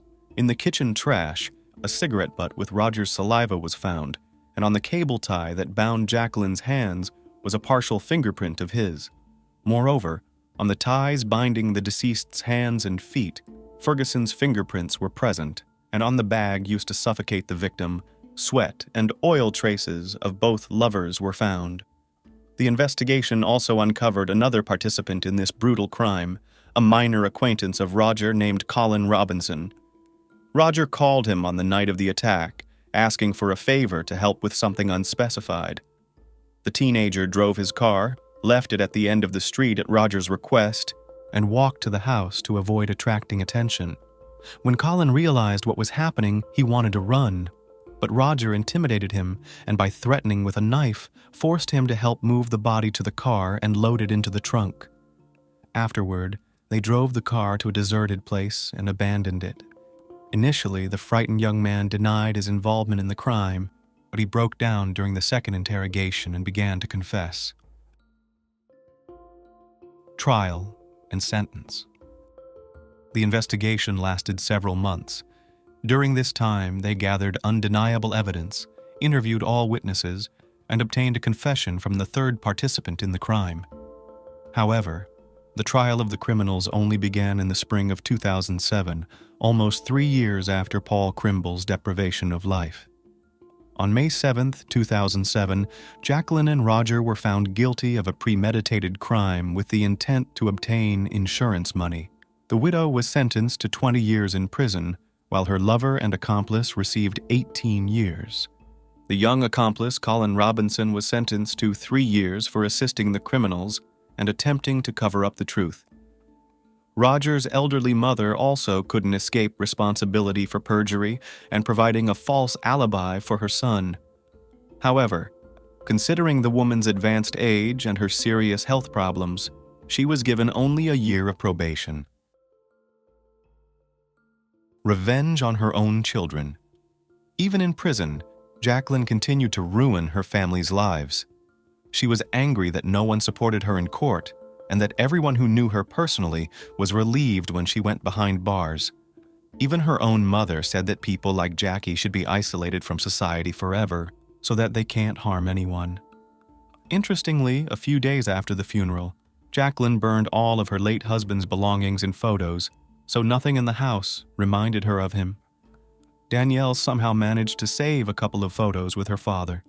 She kept them in her bedside table, and her mother simply didn't know about them. The insurance payout of £300,000, for which Paul was assassinated, went to his children. Danielle and Adam lost both parents overnight, but their troubles didn't end there. Their mother was adamantly against either her parents or the murdered husband's parents raising the children. She did everything to deprive them of guardianship rights, so the children ended up in foster care despite having living grandparents. At the time of the tragedy, Danielle was only 11, and her brother Adam was barely 5. Jacqueline managed to retain her parental rights and attempted to manipulate her children from prison. Specifically, she wanted them to publicly declare her innocence using various pressure tactics. For example, she promised to sign permission for their school trips if they visited her in prison, but she deceived them. During the visit, she demanded they testify in her favor and refused to sign the document. As a result, the brother and sister were the only ones who couldn't go on weekend excursions with their class.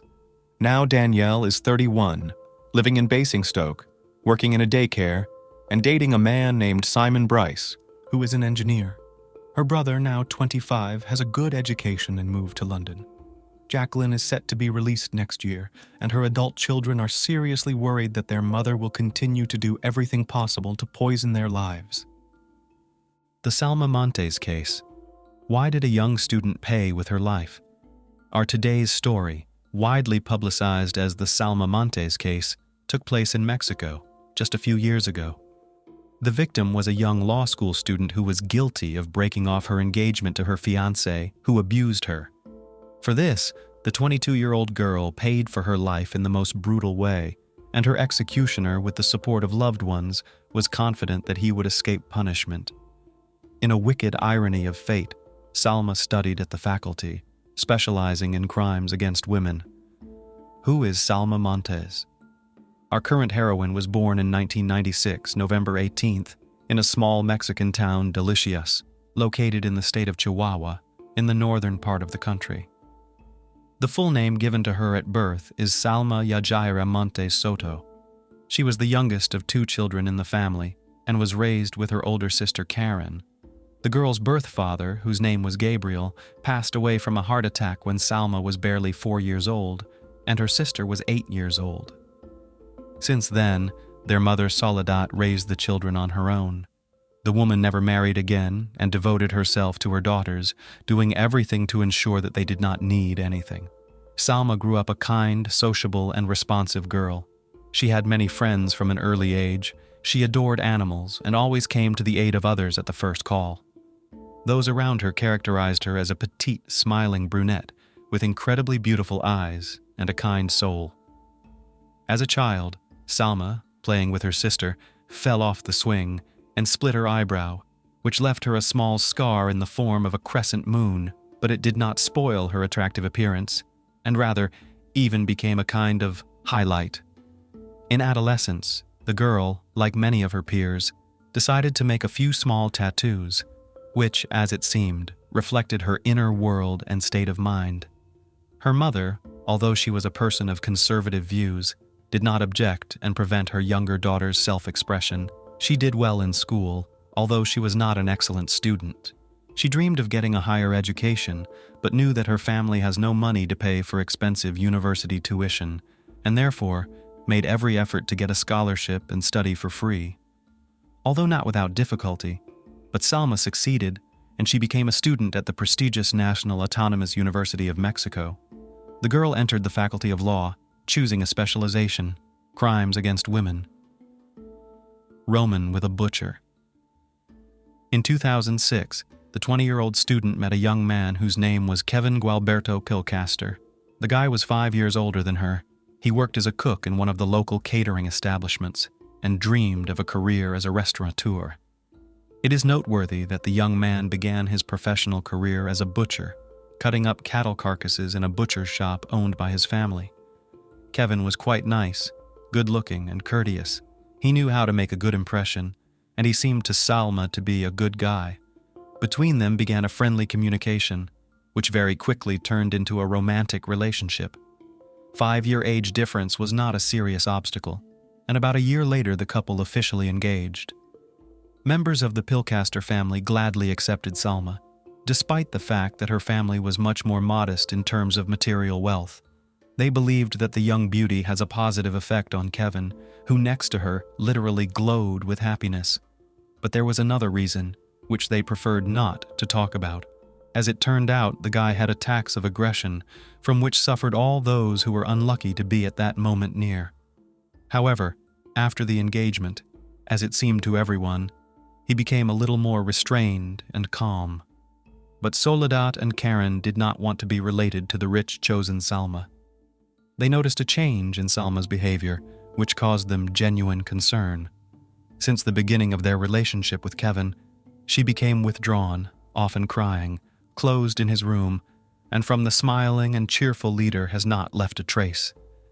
At the same time, Salma desperately tried to convince her mother and sister that she was fine.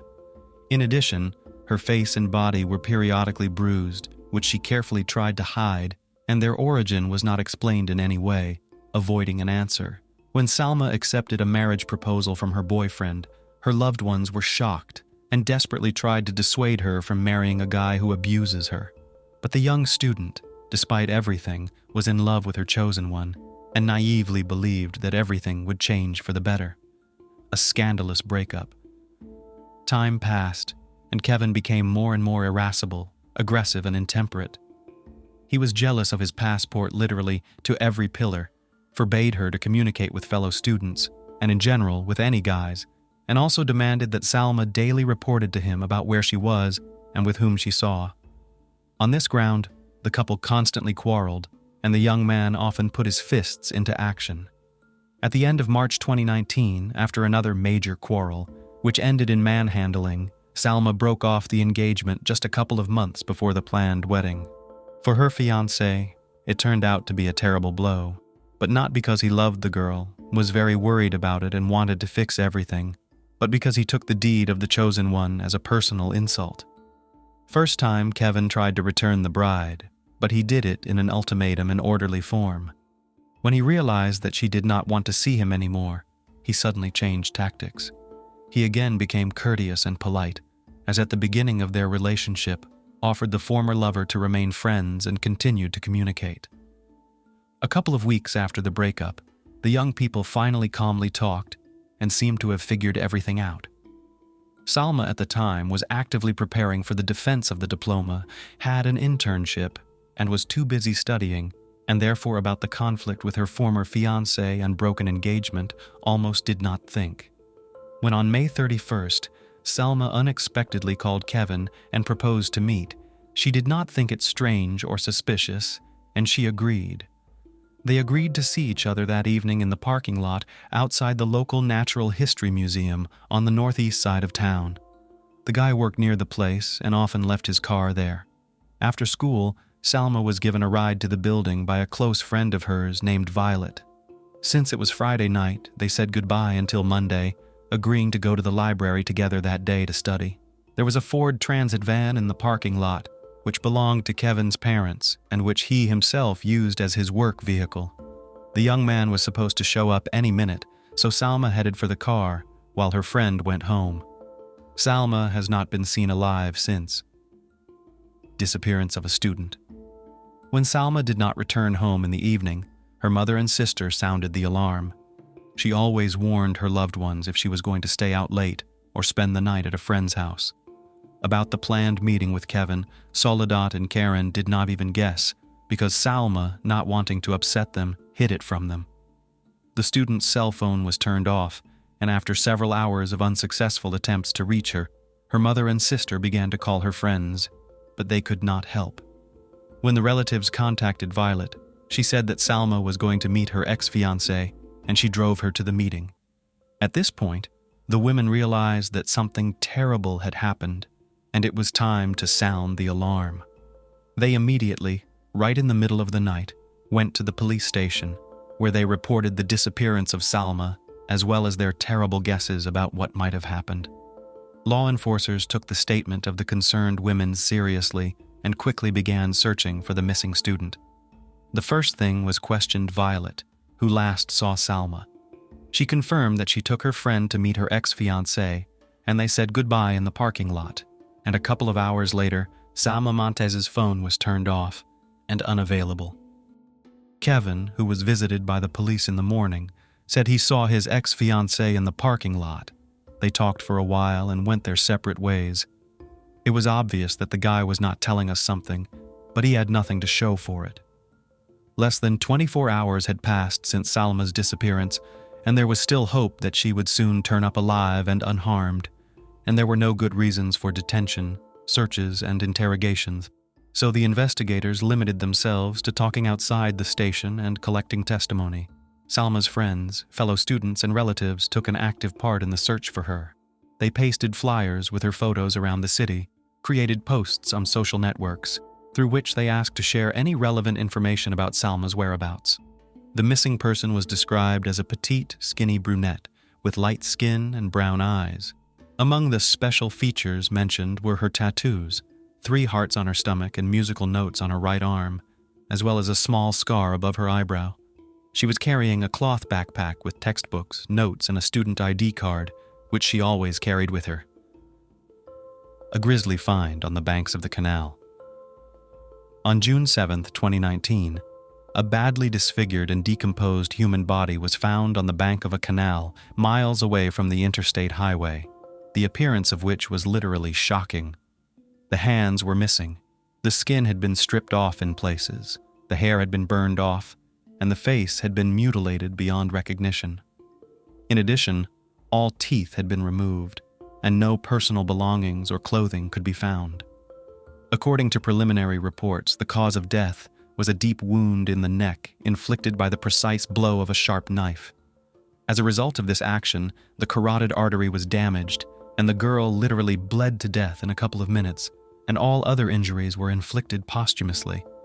Obviously, the perpetrator did everything possible to make the body unrecognizable, either by fingerprints, dental records, or any special features or external data.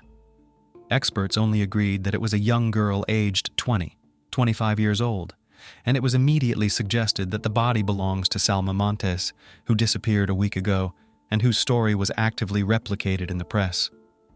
The mother and sister of the girl were invited to the identification, but they could not recognize their relative in the disfigured corpse. The women simply refused to believe that someone could have treated the kind-hearted and sympathetic Salma so cruelly. In order to unambiguously identify the identity of the victim, required an expensive DNA examination. However, the Montes family had no money for such research, so the test was conducted by a state laboratory, whose equipment left much to be desired, and the probability of error or inaccuracy was quite high. Unfortunately, the results of the examination confirmed that the mutilated body found did indeed belong to the missing student. However, the grief-stricken relatives of the girl still refused to believe it, and announced on social networks to raise funds for a second examination in a private laboratory with more accurate and modern equipment. Hundreds of concerned people responded to their request, and the necessary amount of money was collected quickly enough, but, alas, the retest only confirmed the results of the previous one. It was Salma, the only suspect. Relatives and close friends of the deceased in one voice claimed that she had no enemies or ill-wishers, but at the same time, almost all mentioned her troubled relationship with Kevin Pilcaster, with whom she broke off her engagement about a month before her disappearance.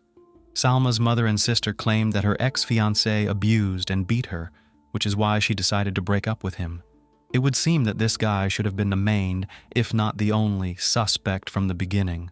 But until the body was identified, he remained at large and his house, car, and personal belongings were not searched, which gave him a great opportunity to get rid of the evidence. Only 2 weeks after Salma's disappearance, and a week after the discovery of her body, Kevin was taken into custody on charges of kidnapping and brutalizing his former fiancée. The young man himself categorically denied his guilt, although he agreed to cooperate with the investigation. However, his testimony has largely changed. The new version and found evidence. In the opinion of forensic experts, an experienced butcher or surgeon worked on the body of the girl. The hands were separated from the body with precise cuts on the joints, which spoke of a good knowledge of anatomy. The skin was also expertly and skillfully removed.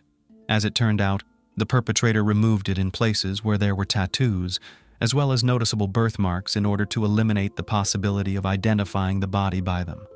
Since Kevin had worked as a butcher in the past and had extensive experience in cutting carcasses, the prosecution tried to cling to this thread. But the defendant's lawyers insisted that it was a mere coincidence, and this circumstance could not be used in court, as evidence of their client's involvement in the case. According to the new version told by Pilcaster after his arrest, that evening they actually met with his ex-fiancée in a parking lot near his work. They were just talking when suddenly another guy approached them, who, according to Kevin, was Salma's new boyfriend. Allegedly, this guy was jealous of the girl's former fiancée and punched her in the face with a swing. But the defendant stood up for Salma. He told her to take shelter in his van, and he himself decided to deal with the offender in a manly manner. However, the fight had barely started when Salma jumped out of the van and begged Kevin not to hurt her boyfriend.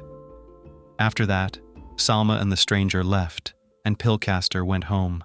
The defendant's parents and grandmother, who were called as witnesses, claimed that he returned home at midnight, changed his clothes, and went out with his new girlfriend named Consuela.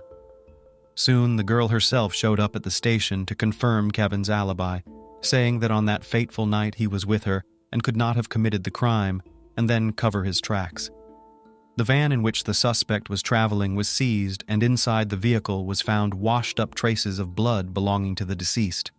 In response, the young man claimed that Salma had gotten the nosebleed after a jealous boyfriend punched her, and she probably left a trail when she hid in the van while the men worked things out.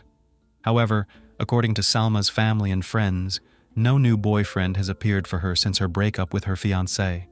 She was completely absorbed in her studies, wrote a diploma, and preparing for his defense. By the way, to find this mysterious boyfriend, which Kevin could not even thickly describe, and failed, most likely because he made him up. Despite the new details and Consuela, who came out of nowhere to confirm the alibi of the accused, the whole story looked very strange and unreliable. Nevertheless, the court found that the evidence presented by the prosecution was insufficient to convict.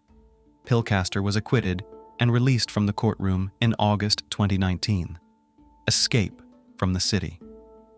Almost immediately after his release, the young man hurriedly left his hometown, and for about 6 months did not give any news of himself at all. This caused a storm of indignation among the relatives of the murdered girl because the case was not closed. The investigation continued, and the only suspect was simply released like this. In fact, letting him escape.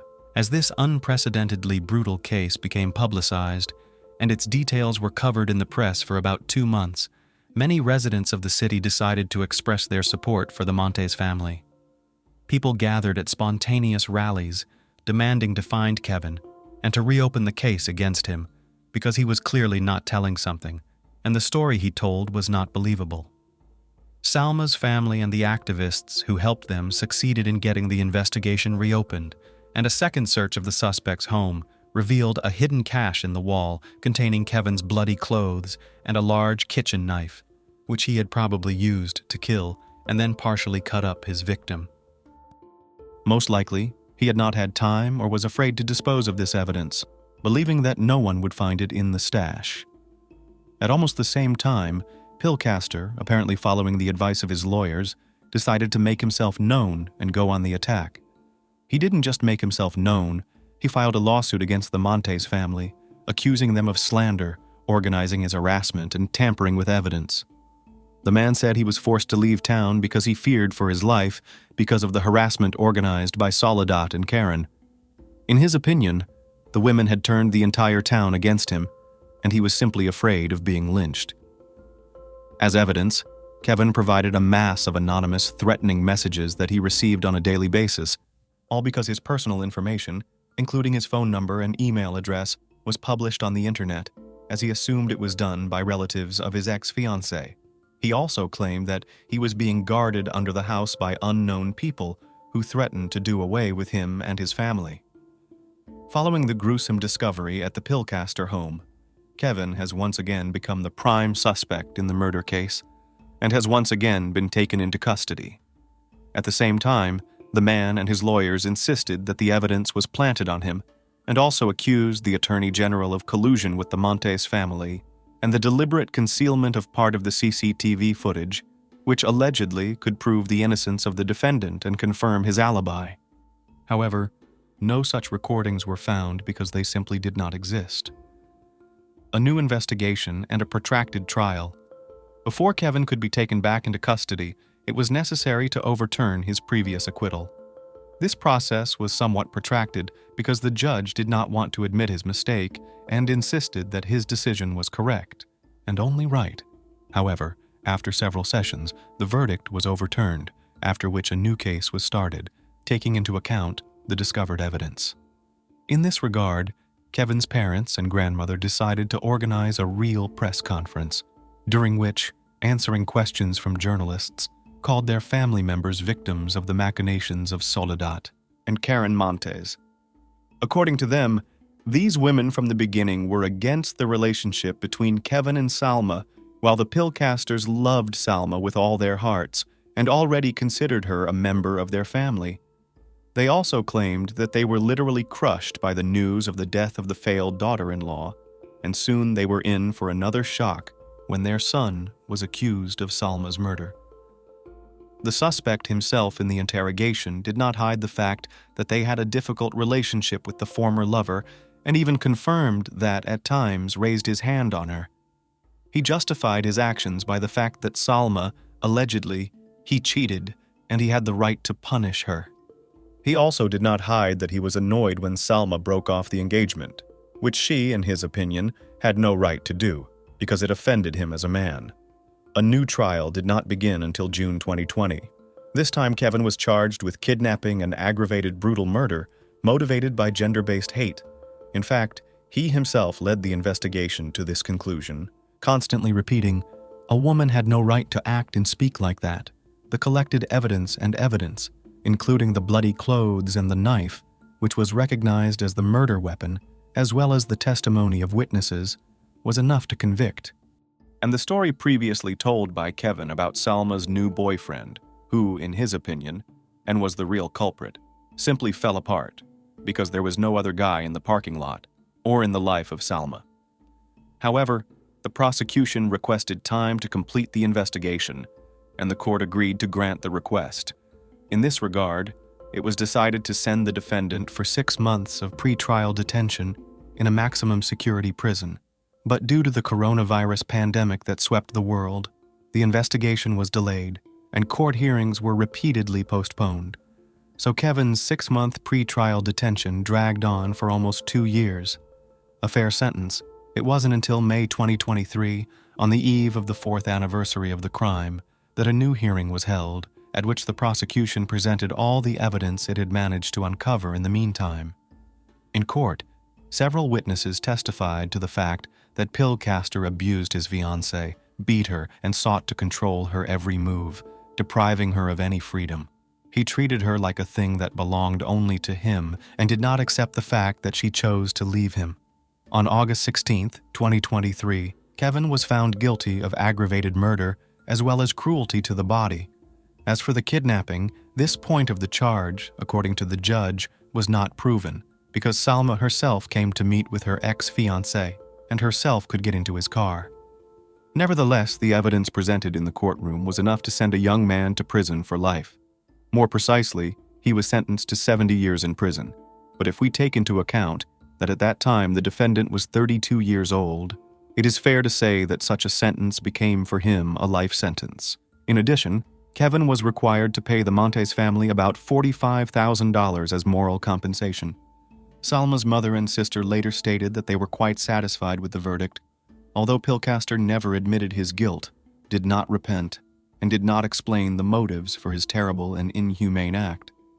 The teenage years are the most challenging of all the stages of growing up. Not a child anymore, but not yet an adult, this time can be characterized. The body undergoes a massive hormonal overhaul, further complicating this transitional period. Yesterday's obedient child becomes unstable and prone to rebellion. A teenager's worldview is a picture of contrasts consisting of black and white tones. The prevailing color in a teen's judgments and actions largely depends on their environment. The story we're about to discuss occurred in Medicine Hat, in the southeast of Alberta, Canada. Incomprehensible cruelty and betrayal befell the Richardson family. Their tragedy gained national attention, and once again, the Gothic subculture came under fire. In town, the Richardson family was considered exemplary. Deborah and Mark, along with their children, 8-year-old Tyler and 12-year-old Jasmine, lived in a beautiful and cozy place. Like all Canadians, they were very hospitable and sociable.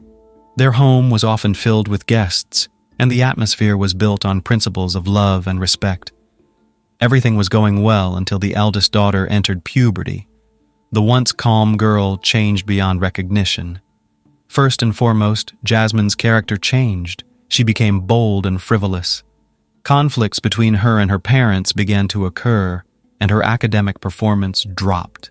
Secondly, her preferences in music and clothing transformed. Whereas she previously enjoyed modern pop, she now took an interest in heavy rock. Bright colors in clothing were replaced by shades of gray and black, and her dressing style became provocative.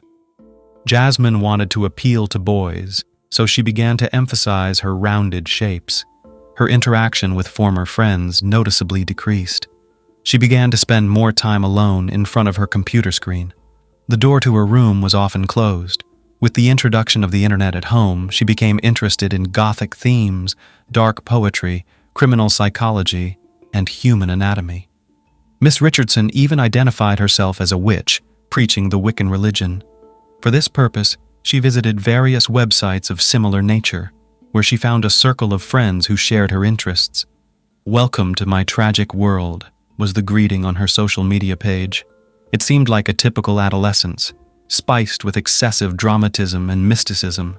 However, the girl became more and more detached from her family. In her profile, she listed a fictitious name and age of 15. She liked older interlocutors, wanting to match them. Her parents tried to support their daughter during this difficult period, suggesting spending time together. They looked for common ground, activities. However, she found this uninteresting. Jasmine considered her younger brother to be an annoying nuisance. Thus, she spoke to him less and less. Yet she could spend hours on end at the computer, talking to strangers. Deborah and Mark understood that this state was temporary. She would grow up, become wiser. Therefore, they were quite tolerant of her new hobbies. One day, Jasmine told them she would like to go to a concert of a punk rock band. Her parents agreed. If only they knew what this outing would lead to. Early 2006, Jasmine Richardson went to a concert of a local youth band, pursuing her own interests, knowing he would be there. Jeremy Steinke, the boy who had been stirring her heart for months, he too was fascinated by Gothic culture. They met on a vampire enthusiast's website, where they occasionally communicated. Jeremy portrayed himself as a 300-year-old werewolf thirsting for blood. To prove it, he wore a vial of blood around his neck, though it was unclear whether the fluid was of human or animal origin. Nonetheless, the boy clearly considered himself special, which Jasmine found very appealing. Meeting at the concert, the young people grew even fonder of each other. Eventually, Steinke asked her out, and she joyfully accepted. All would be fine, except Jeremy was 23 years old. The couple knew her parents would disapprove of their relationship, so they kept it a secret. Moreover, his troubled past would hardly endear him to them. The young man was poor and lived in a trailer with his mother and sister. His relationship with his mother was strained due to her excessive drinking. Jeremy had endured her constant stream of volatile partners who often beat him in their drunken rages. As a result, by the age of 13, he was struggling academically and had a fragile psyche. Once, unable to bear such a life, Steinke attempted to hang himself, but was fortunately stopped in time. Afterward, doctors diagnosed him with depression and hyperactivity. Bullied at school, he decided to stop attending. Over time, Jeremy fancied himself immortal and began frequenting websites of similar themes. His online profile was filled with topics like pain, self-harm, blood, and razor blades. No one knew about the couple's forbidden relationship except their friends, who found their love, to say the least, peculiar.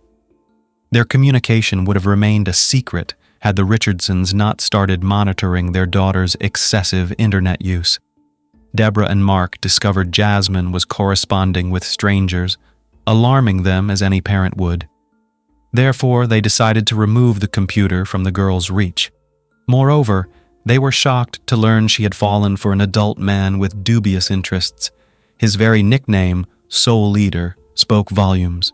Thus, Jasmine and Jeremy's relationship became forbidden. To help their daughter break free from this destructive relationship, Deborah and Mark sought a psychologist's help. They sincerely believed that counseling would benefit their parent-child relationship. To their delight, it did. Jasmine showed compliance and seemed to be returning to a normal life. Promising that it was all in the past, she got her computer back. This became the Richardsons' last fateful decision, leading to their demise. Saturday, April 22, 2006. Preparing for bed, Mrs. Richardson heard a noise in the basement. "Rats again," she thought. Descending, she turned on the light and saw a person in a ski mask. He stood opposite her, looking at her. Startled, she screamed. The stranger rushed at her, covering her mouth. His efforts were in vain. Deborah struggled and screamed louder. He stepped back, drew a knife, and stabbed her in the chest, then again and again. Hearing his wife's screams, Mark rushed down, grabbing the first thing he could find, a screwdriver. He had been fixing an outlet that day and by sheer chance left the tool out.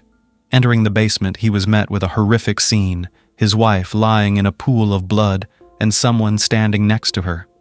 Mark immediately attacked the intruder but received a stab wound to the stomach, followed by more stabs. As the searing pain subsided and his eyes began to close, Mr. Richardson quietly asked, "Why?" "Because your daughter wished it," the attacker replied. Upstairs, Tyler was the only one left. The boy sat on his bed in his pajamas, too frightened to move. The approaching footsteps grew louder, and the bedroom door opened. A few days before the murder, Jasmine was overjoyed. Her parents believed in her remorse, meaning they could now communicate again. Mobile phones were just becoming popular at that time, so the computer remained the only means of communication. As soon as Miss Richardson regained internet access, she immediately wrote to Jeremy. "It all starts with them disappearing and ends with us staying together," she told him. During the days when the young lady was visiting the psychologist, a terrible plan had formed in her head. It solidified over several days of punishment. Surprisingly, Steinke found it enticing, but added that everything needed to be done creatively and with attention to detail. The couple understood that they could not be together as long as the Richardsons were alive. Later, Jasmine's friends recalled how often she spoke about her parents, particularly how much they annoyed her. Therefore, she wanted to end their lives. However, no one took Jasmine's words seriously. Saturday, April 22, 2006. Garrett headed across the street to his friend Tyler's house. The boy wanted to play. The weather was nice outside, despite being chilly. Such was the spring that year. When Garrett approached the house, he noticed the blinds were still closed. No one answered his knock on the door. Strange, he thought. The Richardsons should be home. Their car is parked in the driveway. Hoping to see someone, the child curiously peeked into the living room window but saw no one. Then, Garrett decided to walk around to the back of the basement, where he often played with Tyler. Peeking through the window, he saw something strange on the floor. It appeared to be two silhouettes in a pool of blood, the boy informed his mother. Skeptical, she decided to check on the family across the street. They approached the house together. Garrett pointed to the window he had looked through earlier. The woman looked in and recoiled in horror. She immediately called emergency services. Something happened at the Richardsons. They seemed to be lying in the basement floor, all in blood, the neighbor reported. The police arrived promptly. Breaking down the front door, they descended to where Garrett and his mother had seen something. Entering the dark basement, the officers had difficulty recognizing the people lying on the ground. Their bodies were mutilated and bloodied. But there was no doubt. It was Mark and Deborah Richardson, and they were deceased. Blood was everywhere, on the floor, walls, even the ceiling. A bloody mess. No other way to describe what was before them. Later, the police searched the house. In the upstairs children's room, they found a small child. The boy lay in bed among toys, splattered with blood with visible knife wounds. The child's throat had been deeply cut. Medicine Hat had never seen such horror. One officer said, "It will take me decades to forget what I saw today." After the house was searched, the police realized one family member was missing. The Richardsons' eldest daughter was gone. Officers worried she might be in danger. Everything indicated the attack occurred in the basement and the child's room. The rest of the house was undisturbed, and at first glance, nothing was missing. The state of the bodies suggested the crime occurred the previous night. Apparently, the perpetrator broke into the house and attacked the boy and his parents. Then what happened to Jasmine? And where was she? The police began to construct theories about what had happened. Perhaps by some stroke of luck, the girl was somewhere outside the home, safe. Or the perpetrator had abducted her and was now harming her. Or maybe a ransom demand from relatives would come with time. However, as time passed, there were no clear answers. Soon, detectives turned to the media, requesting help in the search for the missing girl. They hoped Jasmine would make contact or someone would provide valuable information. Meanwhile, the investigation into the crime continued. Investigators interviewed relatives, friends, and colleagues about all aspects of the slain family's life. Did they have any adversaries or enemies capable of such a heinous act? However, the more the investigation progressed, the clearer it became. There was no reason to wish death upon anyone in the Richardson family. They were truly wonderful people, faithful spouses and loving parents, except for the eldest daughter. Officers learned that the girl had been causing quite a bit of trouble lately. Therefore, the tone of media announcements changed. This time, the investigation wanted to locate a person of interest. It was entirely possible that the girl knew details about the crime, or she might have been involved in it. Considering the suspect's age, the media could no longer publish her real name, as per Canadian law. Thus, news agencies began to refer to Jasmine Richardson as JR. After it became known about her relationship with Jeremy Steinke, the couple was declared wanted. Initially, the search for the young lovers began among their friends and acquaintances, thinking they might be hiding out with them. However, this lead proved to be a dead end for the police, but they did uncover something intriguing. A few hours after the crime, the young couple was spotted at a restaurant and at a party hosted by an acquaintance. Someone from their circle of friends mentioned that Jasmine appeared unchanged. There was no indication she had been abducted or was in a state of shock. She was drinking and having fun. When friends asked how they managed to escape from her parents, Jasmine laughed. "Jeremy and I just took care of them." "Yes," the boy agreed. "I carved them up like fish."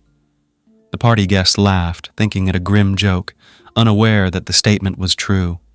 The involvement in the crime was also confirmed by a comic found in Jasmine's school locker, where she detailed how she would deal with each of her family members, with her boyfriend as her accomplice. Photos of the suspects were distributed widely. It was only a matter of time before a citizen would step forward with information about their whereabouts. Soon enough, information came in. The couple was spotted in the community of Leader, Saskatchewan, approximately 130 kilometers from Medicine Hat. Caught off guard, Jasmine Richardson and Jeremy Steinke were found sleeping peacefully in a pickup truck. Without resistance, they were taken to the police station. Naturally, the couple was interrogated separately, starting with Jasmine. She shared that she was deeply in love with Steinke, and he reciprocated her feelings. However, the difference in age and social status was a barrier between them. According to Jasmine, the Richardsons would never have accepted their relationship. Therefore, Jeremy committed the ultimate act of love. He ended her parents' lives, providing them the chance to be together. When detectives asked if Jasmine was involved in the crime, she said, "I wasn't home when the crimes occurred. I didn't know about what had happened. After I found out, I accepted it. I love Jeremy very much, so I ran away with him." Detectives needed to determine who was the main instigator. Since breaking the suspects proved difficult, the investigation used a cunning strategy. They placed an informant in the cell with Jeremy, who skillfully extracted details that contradicted Jasmine's statements. Jeremy confessed to the informant that the plan to end her parents' lives was Jasmine's idea. Initially, he was not supportive, but agreed after they discovered the forbidden love and took away her computer. I took care of Deborah and Mark Richardson, and Jasmine took care of her younger brother herself. She literally begged me to leave Tyler for her, though I was glad to settle scores with all of them," Jeremy cruelly revealed. After this confession, investigators confronted Miss Richardson with the recording. She had no choice but to confess to everything, admitting she stabbed her younger brother out of mercy, not wanting to leave him an orphan. Later, the couple shared their social media profiles and passwords with the investigation, which began to examine their correspondence. They had sent each other thousands of messages, confirming Jeremy's statements. Jasmine indeed conceived the plan on her own.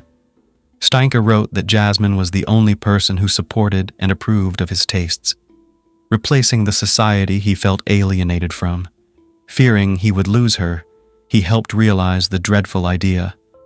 "I want to slit their throats. They will regret what they have done, especially when I make sure they're gone. They'll pay for the insults. Finally, there will be silence. Their blood will be the payment." Jeremy supported his beloved. His friends also reported that just a few hours before the attack, they watched the 1994 film Natural Born Killers, which portrays a couple committing 9 heinous murders. This story inspired their friend, who said he wanted to enact a similar plan with his girlfriend. "I think it's the best love story of all time," Steinke said. With sufficient evidence at hand, the suspects were charged with 3 counts of homicide. The detectives pieced together the confessions of the accused, witness testimonies, and other case evidence to form a clear picture of the crime. Before the act, Jeremy was intoxicated. Jasmine led him into the house and guided him to the basement, where he attacked her mother. Deborah was the first to die, suffering 12 stab wounds across her body. The deepest wound pierced her chest, reaching 12 centimeters deep and striking her heart. In a rage, Jeremy mercilessly continued his assault on Mark, who sustained 24 wounds, 9 of which were in the back. Like his wife, the family patriarch bled out on the basement floor. Tyler Richardson was the last to die.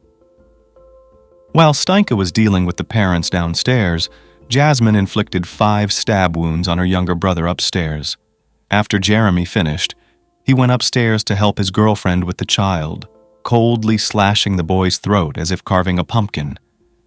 Afterward, Jeremy went home to wash off the blood, while Jasmine caught a taxi to a restaurant where the couple had agreed to meet. After discussing the night's events, they headed to a party. A friend of Jeremy's, Casey Lancaster, helped them dispose of the evidence and reach Saskatchewan. Words fail to describe the horror they created. The couple embarked on their murderous spree with such ease and nonchalance as if driven by some otherworldly force. It is shocking that during interrogations and their time in custody, not a word of regret or remorse was uttered for their actions. While detained, they wrote letters to each other, calling themselves legends and immortals. In one letter, Steinke proposed to Richardson, who joyfully accepted. Then, unexpectedly, their mad love began to fade like last year's snow. During the trial, they shifted the blame onto each other. In June 2007, Jasmine Richardson was the first to stand trial. She pleaded not guilty, claiming to have been in a zombie-like state and unable to act while Jeremy was killing her family.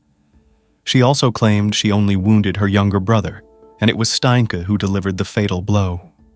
Jasmine insisted that their discussions about ending her parents' lives were purely hypothetical, but they appealed to Jeremy so much that he compelled her to turn them into reality. Under 3 counts of homicide, Miss Richardson was sentenced to just 10 years in prison, thanks to the nuances of Canadian juvenile criminal justice law, which states that individuals under 14 cannot be sentenced to more than 10 years of imprisonment. The sentence was aimed more at rehabilitating and restoring the girl's psyche than punishing her. In 2008, Jeremy Steinke's trial commenced. He insisted he had no initial intention of ending the lives of his girlfriend's parents. However, once discovered in the basement, he felt compelled to attack. He claimed he did not harm Tyler, suggesting Jasmine was responsible while he merely watched from the doorway. The defense argued that Jasmine had intentionally seduced him, wishing for him to free her from her parents' strict control. Some friends testified that Jeremy had sought their help with the act, driven by his fear of losing Jasmine to the extent of being willing to do anything. The lawyers also requested the charges be reduced to manslaughter, arguing Steinke was under the influence of substances at the time of the act. Steinke's inconsistencies emerged when, asked by the prosecution why he committed the act, he replied, "When you find your other half, you do whatever it takes for them." Throughout the trial, he remained indifferent to the proceedings, but broke down when Jacqueline May, his mother, testified in his defense. She admitted to bearing significant guilt for his upbringing, as he was often attacked by her partners, subjected to beatings and rejection. Steinke was found guilty on 3 counts of first-degree homicide, receiving 3 life sentences. He would be eligible for parole no earlier than 25 years later, in 2033. Charges of complicity in the act against Casey Lancaster were dropped. In Medicine Hat Court, she was found guilty of obstruction of justice, sentenced to a year of house arrest, and prohibited from consuming drugs and alcohol. While in custody, Jeremy Steinke changed his name to Jackson May. Jasmine Richardson's 10-year sentence included 4 years in a psychiatric facility, where she was diagnosed with conduct disorder and oppositional defiant disorder, indicative of a refusal to follow rules and socially unacceptable behavior, typically more associated with children than adults. This underscored her psychological immaturity and instability during her relationship with Steinke. In her final years under conditional community supervision and attending special programs, medical professionals reported her genuine remorse. After serving her full sentence, she was released in 2016. Currently, Jasmine Richardson lives in Canada under an assumed name. Her true identity still protected from media disclosure. Her return sparked significant public debate, with some arguing she deserved a second chance, while others believe she warranted a harsher penalty. Nonetheless, the residents of Medicine Hat would prefer not to have Miss Richardson as their neighbor again, given the brutality of her crime. Whether Jasmine has truly changed after spending her formative years in detention remains to be seen. Time will tell.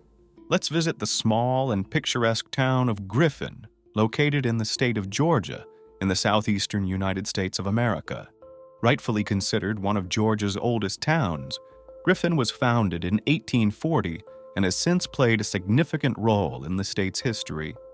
All this influence of the past can be seen in its architecture and preserved monuments.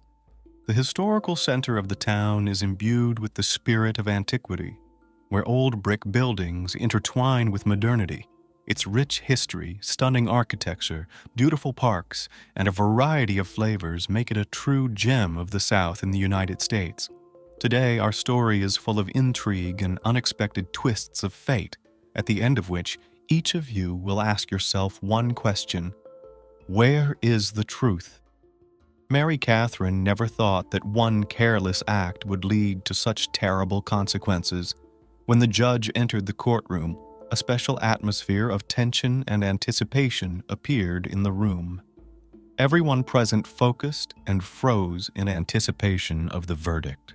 The attorneys have done a tremendous amount of work, provided accurate arguments, and in case of an unexpected verdict, they already plan their performance and are ready for appeals and objections. The judge gives the floor to the jury, and they announce their verdict. At the end of a week-long trial and a 4-hour jury deliberation, Mary Catherine was found not guilty and acquitted on all charges. But let's return to this joyful note to the origins of the story and try to understand together what led the young woman to the defendant's bench and whether it could have been prevented. Stephen Andrew Freeman was born on January 1st, 1995, in Thomaston, Georgia, to Troy and Jennifer Freeman. He and his brother Blake grew up as happy, healthy children without any problems with their parents or society. Kind and responsive, Stephen had many friends. Everyone described him as an exceptionally calm and balanced person. Stephen grew up in Griffin, where he later attended Spalding High School and Gordon State College to complete his education. Mary Catherine Higden was also raised in a respectable family. Somewhat carefree, impetuous, humorous, friendly, she was drawn to creativity. She often put on mini-plays and performed them in front of her family and neighbors. Mary and Stephen fell in love with each other in their senior years and have been inseparable since. The young couple had a lot of common interests. Both loved being in nature. They went hiking, fishing, and even hunting together. In 2012, Stephen Freeman updated his Facebook status to say he was in a relationship and regularly posted various photos with his beloved. Mary's family was fond of her boyfriend. Steve's parents, in turn, also accepted his girlfriend as their own daughter. After graduating from school, the young people moved in together. Stephen got a job as a plumber at Drain Right Gutters and Roofing Inc., and Mary Catherine worked as a teacher's assistant at St. George's Episcopal School. She also worked part-time as a salesperson at a gun store. By the summer of 2018, Stephen and Mary had been living together for 7 years, but had not gotten married. On August 1st, 2018, at 10:42 p.m., emergency services received an alarm call. The caller, 24-year-old Mary Higden, screamed hysterically into the phone that she had accidentally shot her boyfriend. She reported grabbing a Glock 43 firearm, unaware that there was a bullet in the chamber. When paramedics and police arrived at Sunnybrook Drive, the girl was in a state of shock. She knelt in front of the motionless and bloodied body of the young man lying on the bed, crying incessantly, gasping and begging the doctors to help him. "I can't lose him. I can't lose him," she cried hoarsely. Law enforcement officers struggled to pull Mary Catherine away from the victim to examine him and provide first aid. 23-year-old Stephen Freeman, wounded in the chest just below the neck, was still breathing.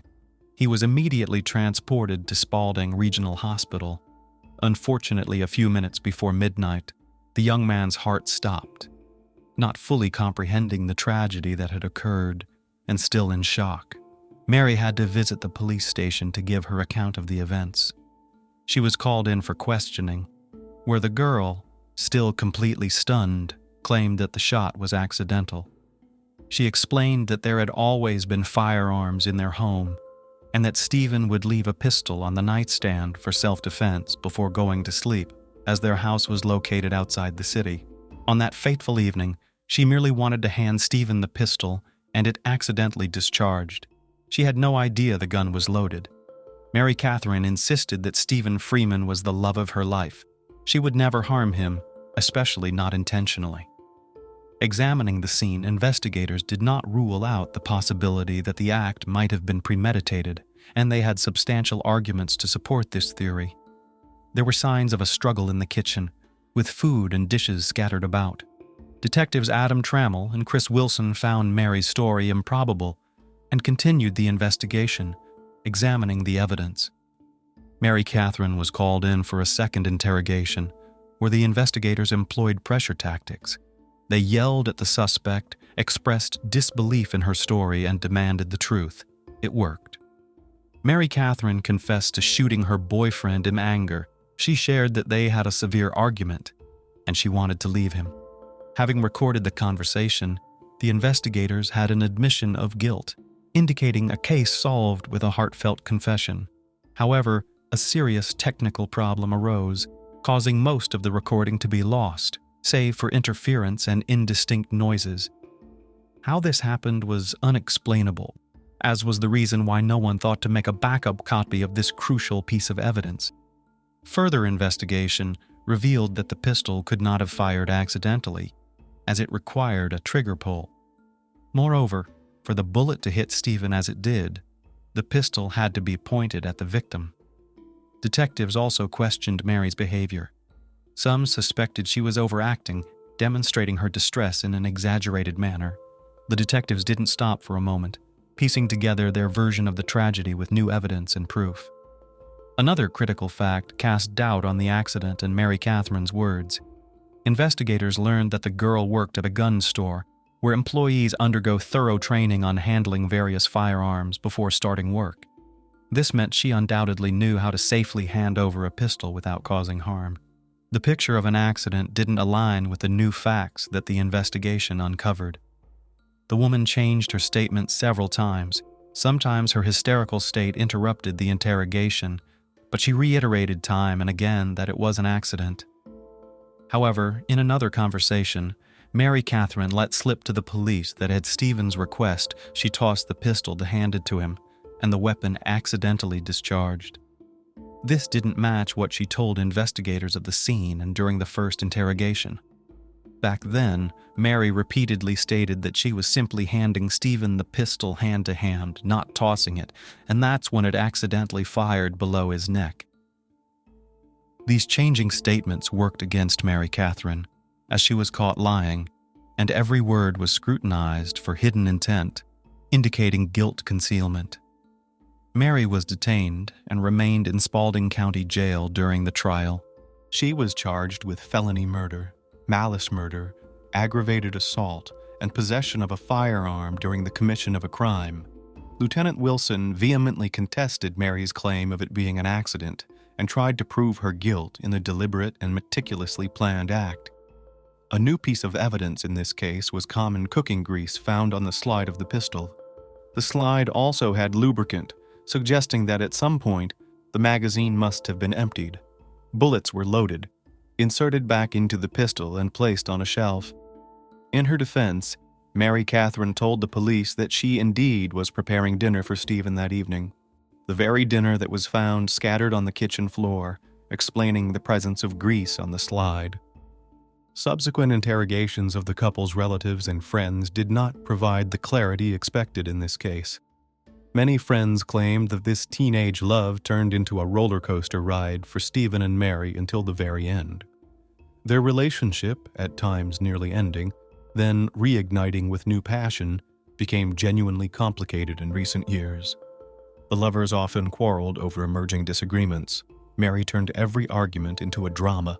She screamed at Stephen and attacked him, after which he often left the house to spend the night with friends, turning off his phone as Mary continued to call and text him.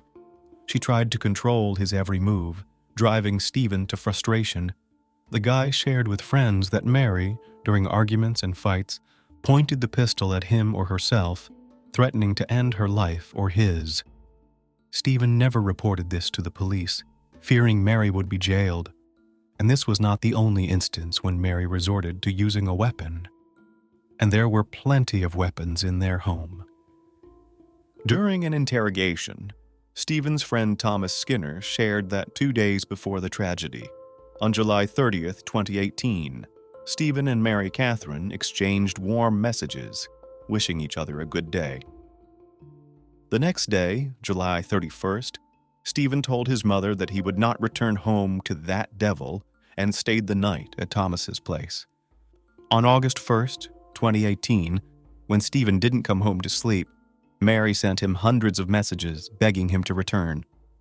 That evening, she prepared dinner and waited for her beloved. From Stephen's mother, she learned he was at his friend Thomas's place and went to pick him up. She encountered them on the road and, rolling down the window, shouted that she was waiting for him at home for dinner. Stephen replied that he was coming home. The evening, instead of a reconciliatory dinner, ended in tragedy. The police believed the case was closed as a premeditated act, driven by Mary Catherine's anger, but her defense team revealed another side to the young couple's life, known to few. On June 17, 2019, almost a year after Stephen's death, his beloved Mary Catherine Higden stood trial. Before the hearing, Mary Higden was offered a plea deal for life imprisonment with the possibility of parole if she pled guilty. However, she refused the deal, insisting she could never harm Stephen because he was the love of her life. At the initial hearings, Mary Higden defended herself vehemently. She repeatedly claimed it was an accident and that she loved Stephen Freeman. She also surprised many by accusing her boyfriend of abusive behavior towards her. She claimed he hit her twice and even forced himself on her. On the day of the tragedy, he allegedly attacked her, and she had to defend herself. It turned out the couple's relationship had been deteriorating over some time. Friends and relatives claimed Mary Higden was furious because Stephen often ignored her messages and calls. She demanded attention and pursued him, especially insistently lately. Allegedly, on the night of the act when Stephen Freeman finally came home, He refused to eat the dinner Mary had prepared for him, which became the last straw for her. She couldn't hold back and fired at him. Prosecutor Kate Lenhard stated in court that there was physical evidence supporting that Mary Catherine shot Stephen in anger after he didn't come home for dinner and ignored her calls and text messages. As physical evidence, the grease found on the pistol and the sheet taken from the mattress where Stephen lay bleeding were presented. The sheet was shown as a key piece of evidence that Stephen was not attacking Mary but was sitting still in one spot. Forensic experts examined the bloodstains and determined that at the moment of the shot, Stephen was not moving or approaching Mary Catherine, but was calmly sitting on the bed. If he had been moving, blood would have been everywhere, not just in one corner of the sheet. This only confirmed that the accused's version was once again false. In court, faced directly with the possibility of life imprisonment and finally believing in what was happening, Mary Catherine took a risky decision to give truthful testimony in court. With tears in her eyes in front of the judge and numerous attendees, she once again portrayed Stephen Freeman as a harsh and controlling tyrant, and with certain evidence, she managed to do so. The defense stuck to the self-defense narrative, presenting the argument that erupted into a scandal between Mary and Stephen on the evening of the tragedy, where Mary fired at him in defense. Mary Catherine sorrowfully shared numerous stories from her life where Stephen had hurt her. She confessed he had repeatedly hit her face, shaken her, and threatened punishment for any minor misconduct or disobedience. Living with Stephen, I experienced all kinds of pressure imaginable: verbal insults, physical attacks, and even assault. He constantly controlled and manipulated me. He needed to know where I was, who I was with, what I was doing, how I was spending money, and even what I was eating. He drove me to despair with unreasonable jealousy. I never reported him to the police because I loved and feared him. The defense presented ample evidence to support her claims, revealing not just text messages taken from Mary's old phone, but also a correspondence that raised significant questions about who was the real tyrant and betrayer in this relationship. The text messages, dating back over a year and a half between her and Stephen, not only proved the boy's harshness, but also the girl's infidelity. Some message snippets showed Stephen indeed insulting Mary Catherine with harsh words and threatening her with repercussions upon his return from fishing. However, the reason for his anger was much more disdainful. Stephen's friends confirmed that at that moment, he was indeed very angry with his girlfriend for being unfaithful, which Mary denied. Mary Catherine shared that Stephen had forced himself on her twice, and she feared he would hurt her again on August 1st, 2018, leading her to act in self-defense. The defense called an expert and close relatives of Mary who could attest to the domestic violence. Mary's sister, Mary Higden, testified, affirmatively stating she saw bruises on Mary's arm 2 weeks before the shooting. She expressed regret for not photographing it and believing Mary's explanation that it happened accidentally. A tearful Mary Higden explained to the jury that on that fateful night, she decided to break up with Stephen once and for all, telling him to leave the house. Stephen became angry and attacked her. In defense, she grabbed the pistol from the nightstand and accidentally fired. After Mary Catherine's emotional testimony, the prosecution and defense engaged in a fierce battle, with Stephen's former friends, who had been close to Mary for years, desperately trying to idealize their deceased friend.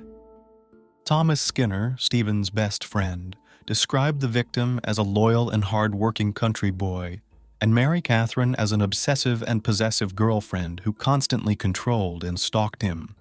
He claimed Mary Catherine and Stephen's relationship had become toxic over the last few years, with her threatening to end her life whenever Stephen tried to leave her, and once, after an argument, she pointed a pistol at her head in front of him. Another witness, Stephen's co-worker Alicia Varela, testified that Mary Catherine obsessively called Stephen throughout the day, even when he was at work. However, in Mary's supposedly truthful court testimony, where she framed the shooting as self-defense, she missed an important detail that prosecutor Kate Lenhard pointed out.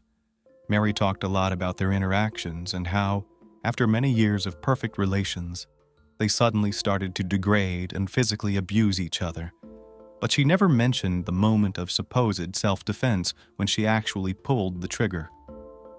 Prosecutor Kate Lenhard was not convinced by such an admission, noting that in cross-examination, Mary never once mentioned any harsh treatment by Stephen. She repeatedly asked Mary Catherine whether a woman, being safe at home, would go after her assailant late at night to bring him back home. The answer was not convincing, and the prosecutor continued her statement, embodying that dreadful scene of the accidental shooting. Kate Lenhard picked up the pistol and recreated the moment as she saw it. According to her version, Stephen came home. Then, after hearing Mary out, they argued, and he refused to have dinner. Mary, enraged, scattered the prepared food around the kitchen. Stephen, trying to avoid further conflict, went to the bedroom and sat on the bed.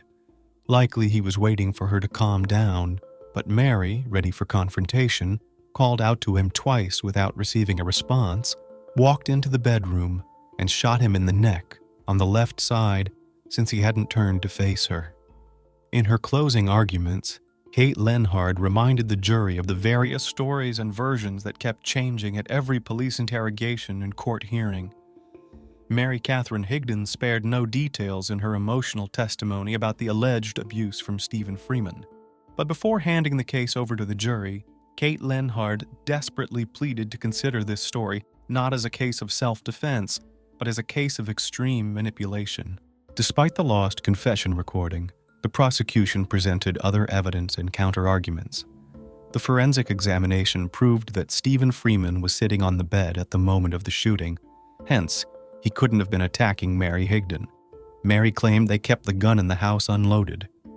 Detectives suspected that the pistol was indeed loaded in advance on the evening of August 1st, 2018, when Mary was preparing a roast for Stephen. This was the only explanation for how grease marks not only got on part of the slide but also inside the pistol. Had Mary Catherine really loaded the pistol in advance? Colleagues, neighbors, family, friends, and acquaintances of Stephen Freeman unanimously testified that he was not prone to aggression. Prosecutors also pointed out that Mary Catherine Higden changed details of her story at least 10 times since the first interrogation, attributing such changes to fear. Mary Catherine refused a plea deal, as she could have been facing the death penalty. The wait for the verdict felt like an eternity to her. After hearing all witnesses and the accused, the case was handed over to the jury. Just 10 minutes later, the jury was ready to announce their decision. However, 2 jurors out of 10 had doubts about some aspects of the prosecution's story. They were concerned that investigators, so eager to charge Mary Catherine with premeditated action, had not fully checked crucial facts. Questions were raised about the lack of a complete investigation into Stephen Freeman's phone, checking his text messages, and browsing history. The prosecution simply hadn't done this. Besides Mary's lies, no sufficient evidence was presented against her. The arguments presented by jurors Victor and Chris had an effect. The jury deliberated and returned a unanimous verdict, not guilty. A few hours later, Mary Catherine Higden was free. After a lengthy deliberation, the 12 jurors concluded the following. On the first charge, malicious action, the defendant was found not guilty. On the second charge, serious action, the defendant was found not guilty. When the judge acquitted Mary Catherine Higden on all charges, including intentional action, reckless action, assault with a deadly weapon, and carrying a weapon during the commission of a crime, many people in the courtroom were shocked. Watching the woman who took her son's life walk out of the courtroom, Jennifer Freeman could barely contain her anger towards the jurors. Everyone who supported Stephen's family was also stunned by such a verdict. After the trial ended in her favor, Mary Catherine returned home to be with her family in Griffin. Since then, she has stayed out of the limelight and is almost absent from social media, likely to avoid undue attention from the media and the public. Her Instagram profile is private, and no further details about her current whereabouts are known. It's assumed that Mary Catherine has moved on from her harrowing past to live a quiet and unnoticeable life. Stephen Freeman's mother dedicated a farewell post to her son on social media. Stephen lived a life filled with love, joy, compassion, and loyalty. Everyone was his friend, and those who enjoyed hunting and fishing with him were his closest. He had a heart of gold and a charming southern smile. Stephen showed his love for you by making you feel like you were the only person in the world, making you laugh until your stomach hurt, always smiling broadly, hugging you, and never leaving your side. These 3 simple words, "I love you," have always inspired me. So who really pulled the trigger in this story? That's a question you must answer for yourself, as all the answers in this story are evident. By analyzing and presenting the situation, it's up to everyone to decide whether Mary Catherine is guilty or if it was a tragic accident that cost a young man his life. How much do you agree with the 2 jurors who changed the course of a young woman's life, giving her a second chance? Mary Catherine likely lives a quiet life away from the spotlight now that she has managed to leave her terrible past behind. When a person falls in love, they often become weaker, more vulnerable, and prone to idealizing the object of their affection. In such a state, it's difficult to critically assess the qualities of the beloved. Any negativity from their side is quickly justified, and clear problems or odd behaviors are simply ignored. Overwhelmed by feelings, we tend to overlook the shortcomings of our beloved. But if those feelings are not mutual, and the loved one is capable of deceit or criminal acts, the lover can find themselves in serious danger.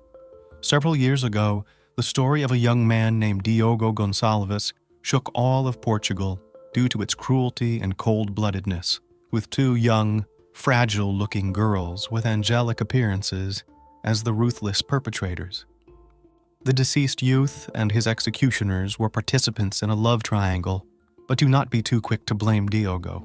He was not romantically involved with the 2 girls, but became the victim of the schemes and greed of his charming colleague, whom he loved unrequitedly, and her lover. Now, let's carefully examine this complex case from the beginning to understand how quiet and modest beauties turned into cruel criminals, robbers, and carjackers, why the victim's body was found in pieces in various places, and how a serious and prudent young man failed to realize he was lured into a deadly trap. The story of Diogo Gonalves.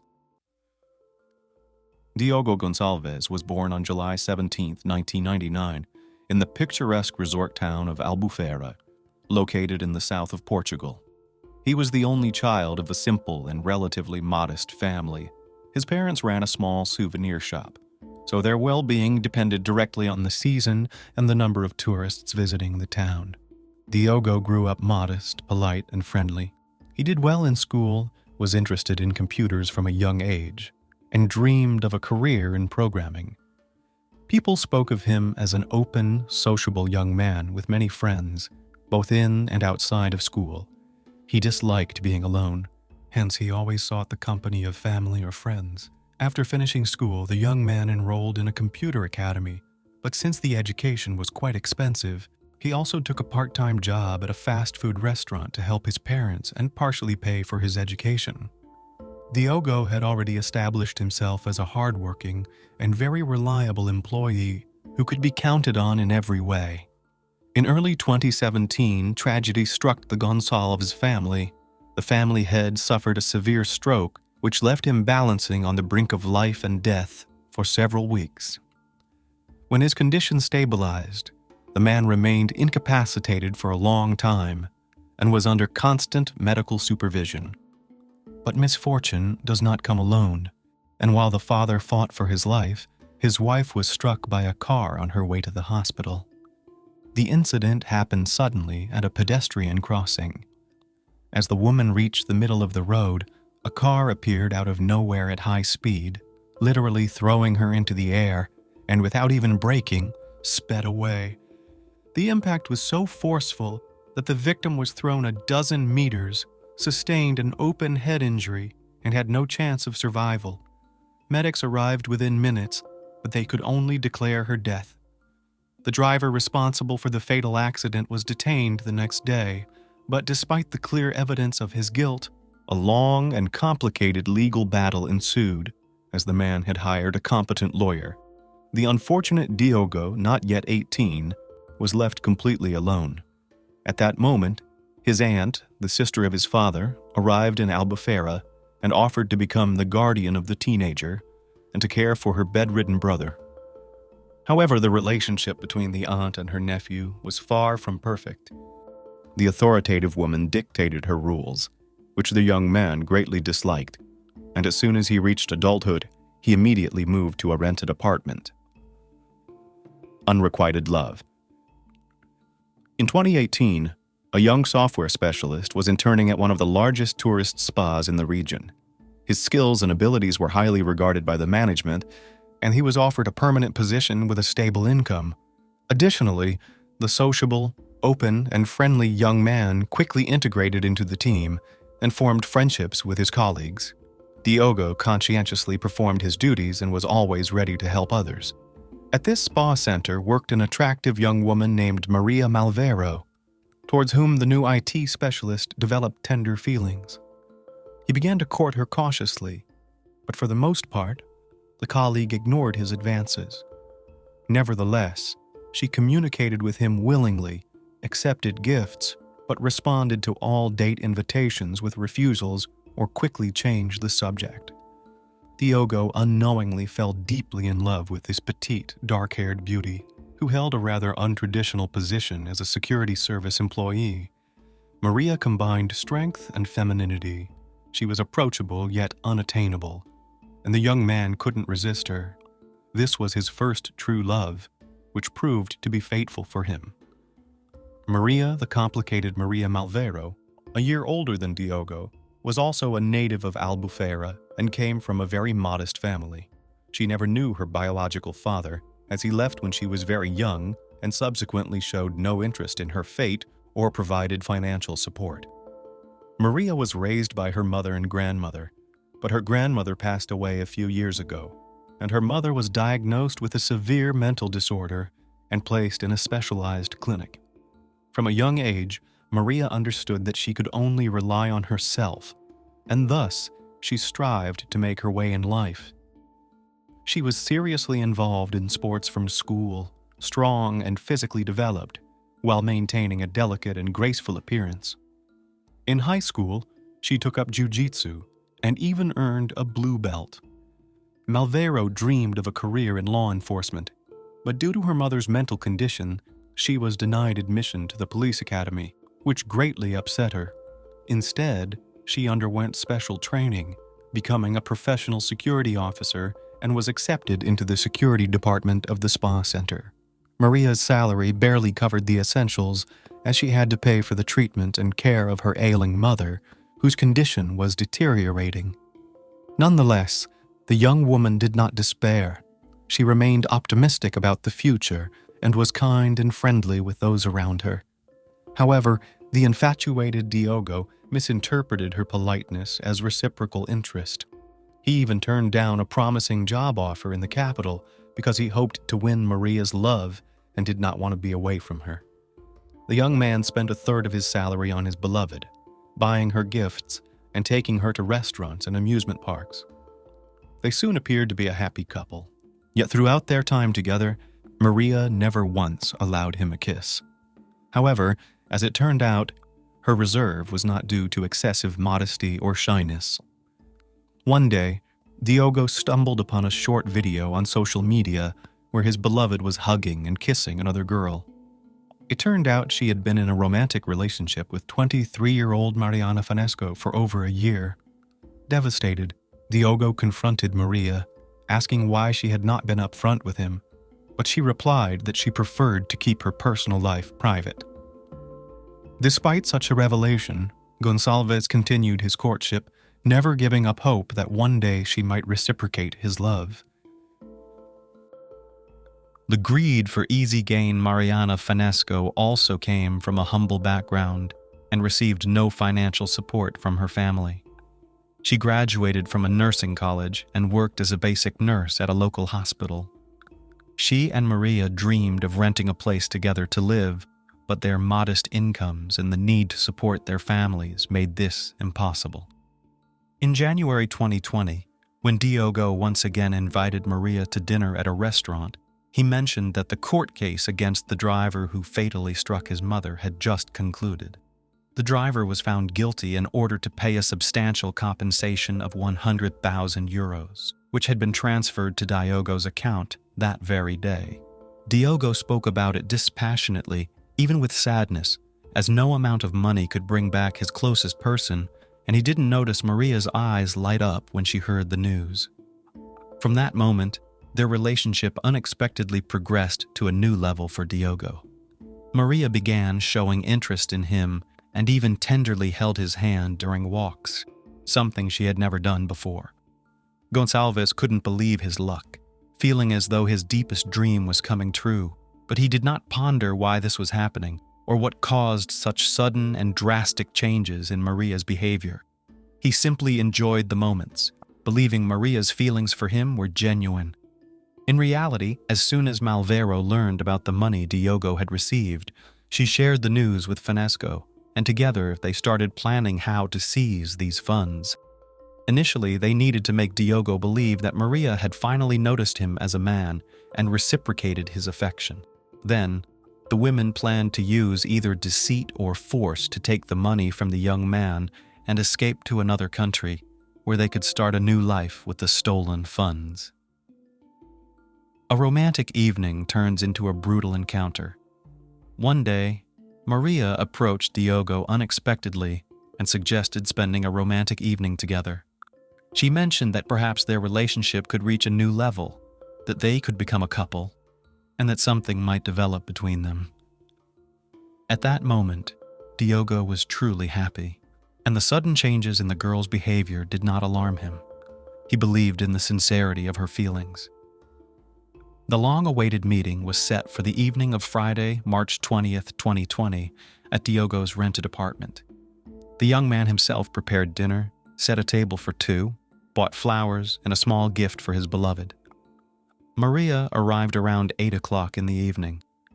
They sat down at the table, and she poured a fruit fresh that she had brought, urging Diogo to drink all of its contents to appreciate the taste of the beverage she had prepared. Without hesitation, he did so, unaware that the juice contained a high dose of a potent sedative that Mariana had obtained from her workplace. Soon, Diogo felt unwell. His head was spinning. Everything before his eyes blurred, and he felt sleepy. He realized something was wrong and became very nervous, trying to reach his phone, but Maria snatched the device from his hands, saying she wanted to perform an erotic dance for him. She turned on the music, began to slowly undress, and the young man seemed to calm down a bit. Then she tied him to a chair, presenting it as part of the game. At some point, Diogo panicked, tried to free himself, but fell to the floor along with the chair. Seeing Maria simply watching the events unfold, he began to scream and call for help, hoping that the neighbors could hear him. Then, she pressed on his neck, after which the young man lost consciousness. After this, she called Mariana, who had been waiting in a car parked nearby, ready for a signal. When Finesco entered the apartment, she saw Diogo lying on the floor and asked what had happened. Maria explained that the dosage of the drug had apparently been too small, and Diogo had not fallen asleep but started to panic and scream. The girls noticed that he was not breathing and decided to untie him, and Mariana, using her skills, began CPR. When Diogo regained consciousness, he again began to scream, tried to resist and ran out of the apartment. But Maria, using her martial arts skills, knocked him down and performed a chokehold. A few minutes later, Gonçalves showed no signs of life, and the friends did not attempt to revive him further. The imperfect crime. Using fingerprints and Face ID, the girls managed to unlock the deceased young man's phone and access his banking app. They transferred all his available funds to Maria's account, and then pondered how to dispose of the body to delay its discovery as long as possible. Knowing that Gonçalves was expected at work the next day, Malvero decided to send a message from his phone to his boss, requesting time off due to sudden family issues. This message surprised his boss, as during his tenure, the programmer had never asked for time off, been late, or swapped shifts. The boss tried to call the employee to find out what was happening, but all calls were rejected, followed by a message from Diogo claiming he couldn't talk right now. On Saturday, still contemplating what to do with the body, the culprits went to a large shopping mall where they spent some of the money they had stolen from the victim. Surveillance camera footage showed them behaving casually, making purchases, eating at the food court, and smiling as they chatted. They did not appear tense and clearly believed they could evade accountability. Returning to the apartment, the friends decided to sever Diogo's thumb so they could unlock his phone if needed to send messages on his behalf. It was at that moment they realized the best course would be to dismember the body and scatter it in various places, staging the young man's disappearance as if he had taken his own life. They bought plastic wrap and large trash bags, and using a kitchen cleaver and knives, separated the limbs and head from the torso. Mariama's knowledge of human anatomy proved quite useful during this gruesome task. The friends then packed all the parts into 4 bags, which they carried out of the apartment late at night and loaded into the trunk of Diogo's car. Maria drove the car of her deceased admirer, followed by her accomplice in her own vehicle. They drove out of town to a cliff where they dropped the bag containing the torso off the edge, leaving the car near the cliff to make it look as though the young man had jumped. However, they failed to notice that the body did not sink, but got stuck in a crevice at the base of the cliff. They then drove a few miles to a wooded slope where they threw out the head and discarded the victim's limbs over a small waterfall. Body parts on the coast. That Saturday, the management of the spa center reported the employee's disappearance to the police, mentioning the strange messages sent from his number. However, the search for the young man did not start until Sunday, a full day after the disappearance was reported. The first discovery was his car at the cliff's edge, and initially, it was presumed he had taken his own life. But just a few hours later, authorities found a torso in a bag in the crevice below, which was soon confirmed to be Gonsalves through forensic analysis. The same day, a group of tourists reported to the police that they had found a torn bag containing a human head. The limbs were only found several days later, after extensive searches involving divers. The crime scene was horrific, but according to colleagues and friends of the deceased, he had no enemies, was kind-hearted, never broke the law, and did not associate with people who had criminal records or were linked to criminal activities. But who then could have brutally taken the life of such a quiet and friendly young man? The investigation, arrest, and initial court decision. From the early stages of the investigation, it was discovered that the young man had recently received a significant amount of money in his account as compensation from a court decision. However, it was found that mysteriously, this money had been transferred to Diogo's colleague, Maria. She was interrogated as she and Mariana were about to leave the country through the airport. Malvero was caught off guard. She did not expect the police to track them down within just a few days. She confessed immediately, claiming that she committed the crime because her colleague had pursued her and tried to coerce her into intimacy. She also asserted that she had planned and executed the crime on her own, insisting her partner had no involvement. Nonetheless, both women were detained and taken to the station to give their statements. Maria insisted that she had accidentally strangled the young man after he tried to force her into intimacy. However, Diogo's colleagues maintained that he would never treat a woman he liked in such a manner, a sentiment supported by the correspondence between the victim and the accused. Additionally, a high concentration of a potent sedative found in the victim's blood suggested that he was incapacitated at the time of his death. Maria then tried to take full responsibility again, claiming she had committed the crime for the money. She alleged that Mariana was unaware, and when the incident occurred, she even tried to perform CPR on the young man. Mariana, however, contended that they had planned the theft together, intending only to transfer the money to their account and then flee, but that things did not go as planned. There was no doubt about the guilt of the women. but determining their exact roles in the crime proved challenging. Both pleaded to be placed in the same jail during the investigation so they could at least see each other, but despite their requests, they were placed in separate detention facilities, denying them any communication or contact. The trial began in July 2020. Despite Malvero's persistent claims of sole responsibility, investigators doubted she acted alone, questioning how she could skillfully dismember a body without anatomical knowledge. A 6-month period was allotted for the investigation to gather all relevant circumstances, evidence, and testimony. Throughout this time, the suspects had no contact with each other, and the case took an unexpected turn. At a hearing in February 2021, when Maria again claimed full responsibility, Mariana simply confirmed her statements, declaring she had no involvement in the murder or robbery. Maria's lover's behavior seemingly dismayed her, and a month later, Malvero changed her initial testimony. She now claimed that she acted under Mariana's direction, who was the crime's mastermind, and noted that it was her friend who dismembered the body because she knew how to do it best. Maria added that she had initially taken the blame to protect her loved one, but realized that her friend had never truly loved her. Despite Malvero's altered testimony in April 2021, the court found her guilty of premeditated murder, mutilation of a body, robbery, and carjacking. She was sentenced to 25 years in prison. Mariana, as an accomplice, received a 4-year sentence, but was released on parole in less than a year. The court believed her attempts to perform CPR indicated that she had not intended to take his life and wanted to help. A new trial and an unexpected twist.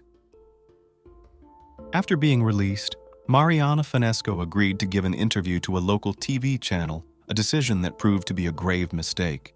During the interview, she placed all the blame on her already incarcerated friend, all the while smiling and appearing very self-satisfied. Shortly after the video became public, a well-known psychologist analyzed it, explaining how gestures, facial expressions, and body language can indicate deception. He suggested that Mariana was reveling in her impunity and sense of superiority, indicating she was a seed manipulator capable of shifting all blame onto someone else. A month after her release, Finesco sued the hospital where she had previously worked, claiming she had been wrongfully terminated and demanded a significant amount as moral compensation. Surprisingly, the court sided with her, ordering the hospital management to reinstate her and pay the compensation she sought. It seemed that everything was going exceptionally well for Mariana. She was free, back at her job, and had received 40,000 euros in moral compensation. However, news soon came from the prison that Maria had taken her own life by hanging herself with a bedsheet in her cell. She left behind a note detailing aspects of Diogo's perpetration that implicated her friend. Following this incident, the case was reopened, and the victim's father filed an appeal, insisting that Finesco was as guilty as her accomplice.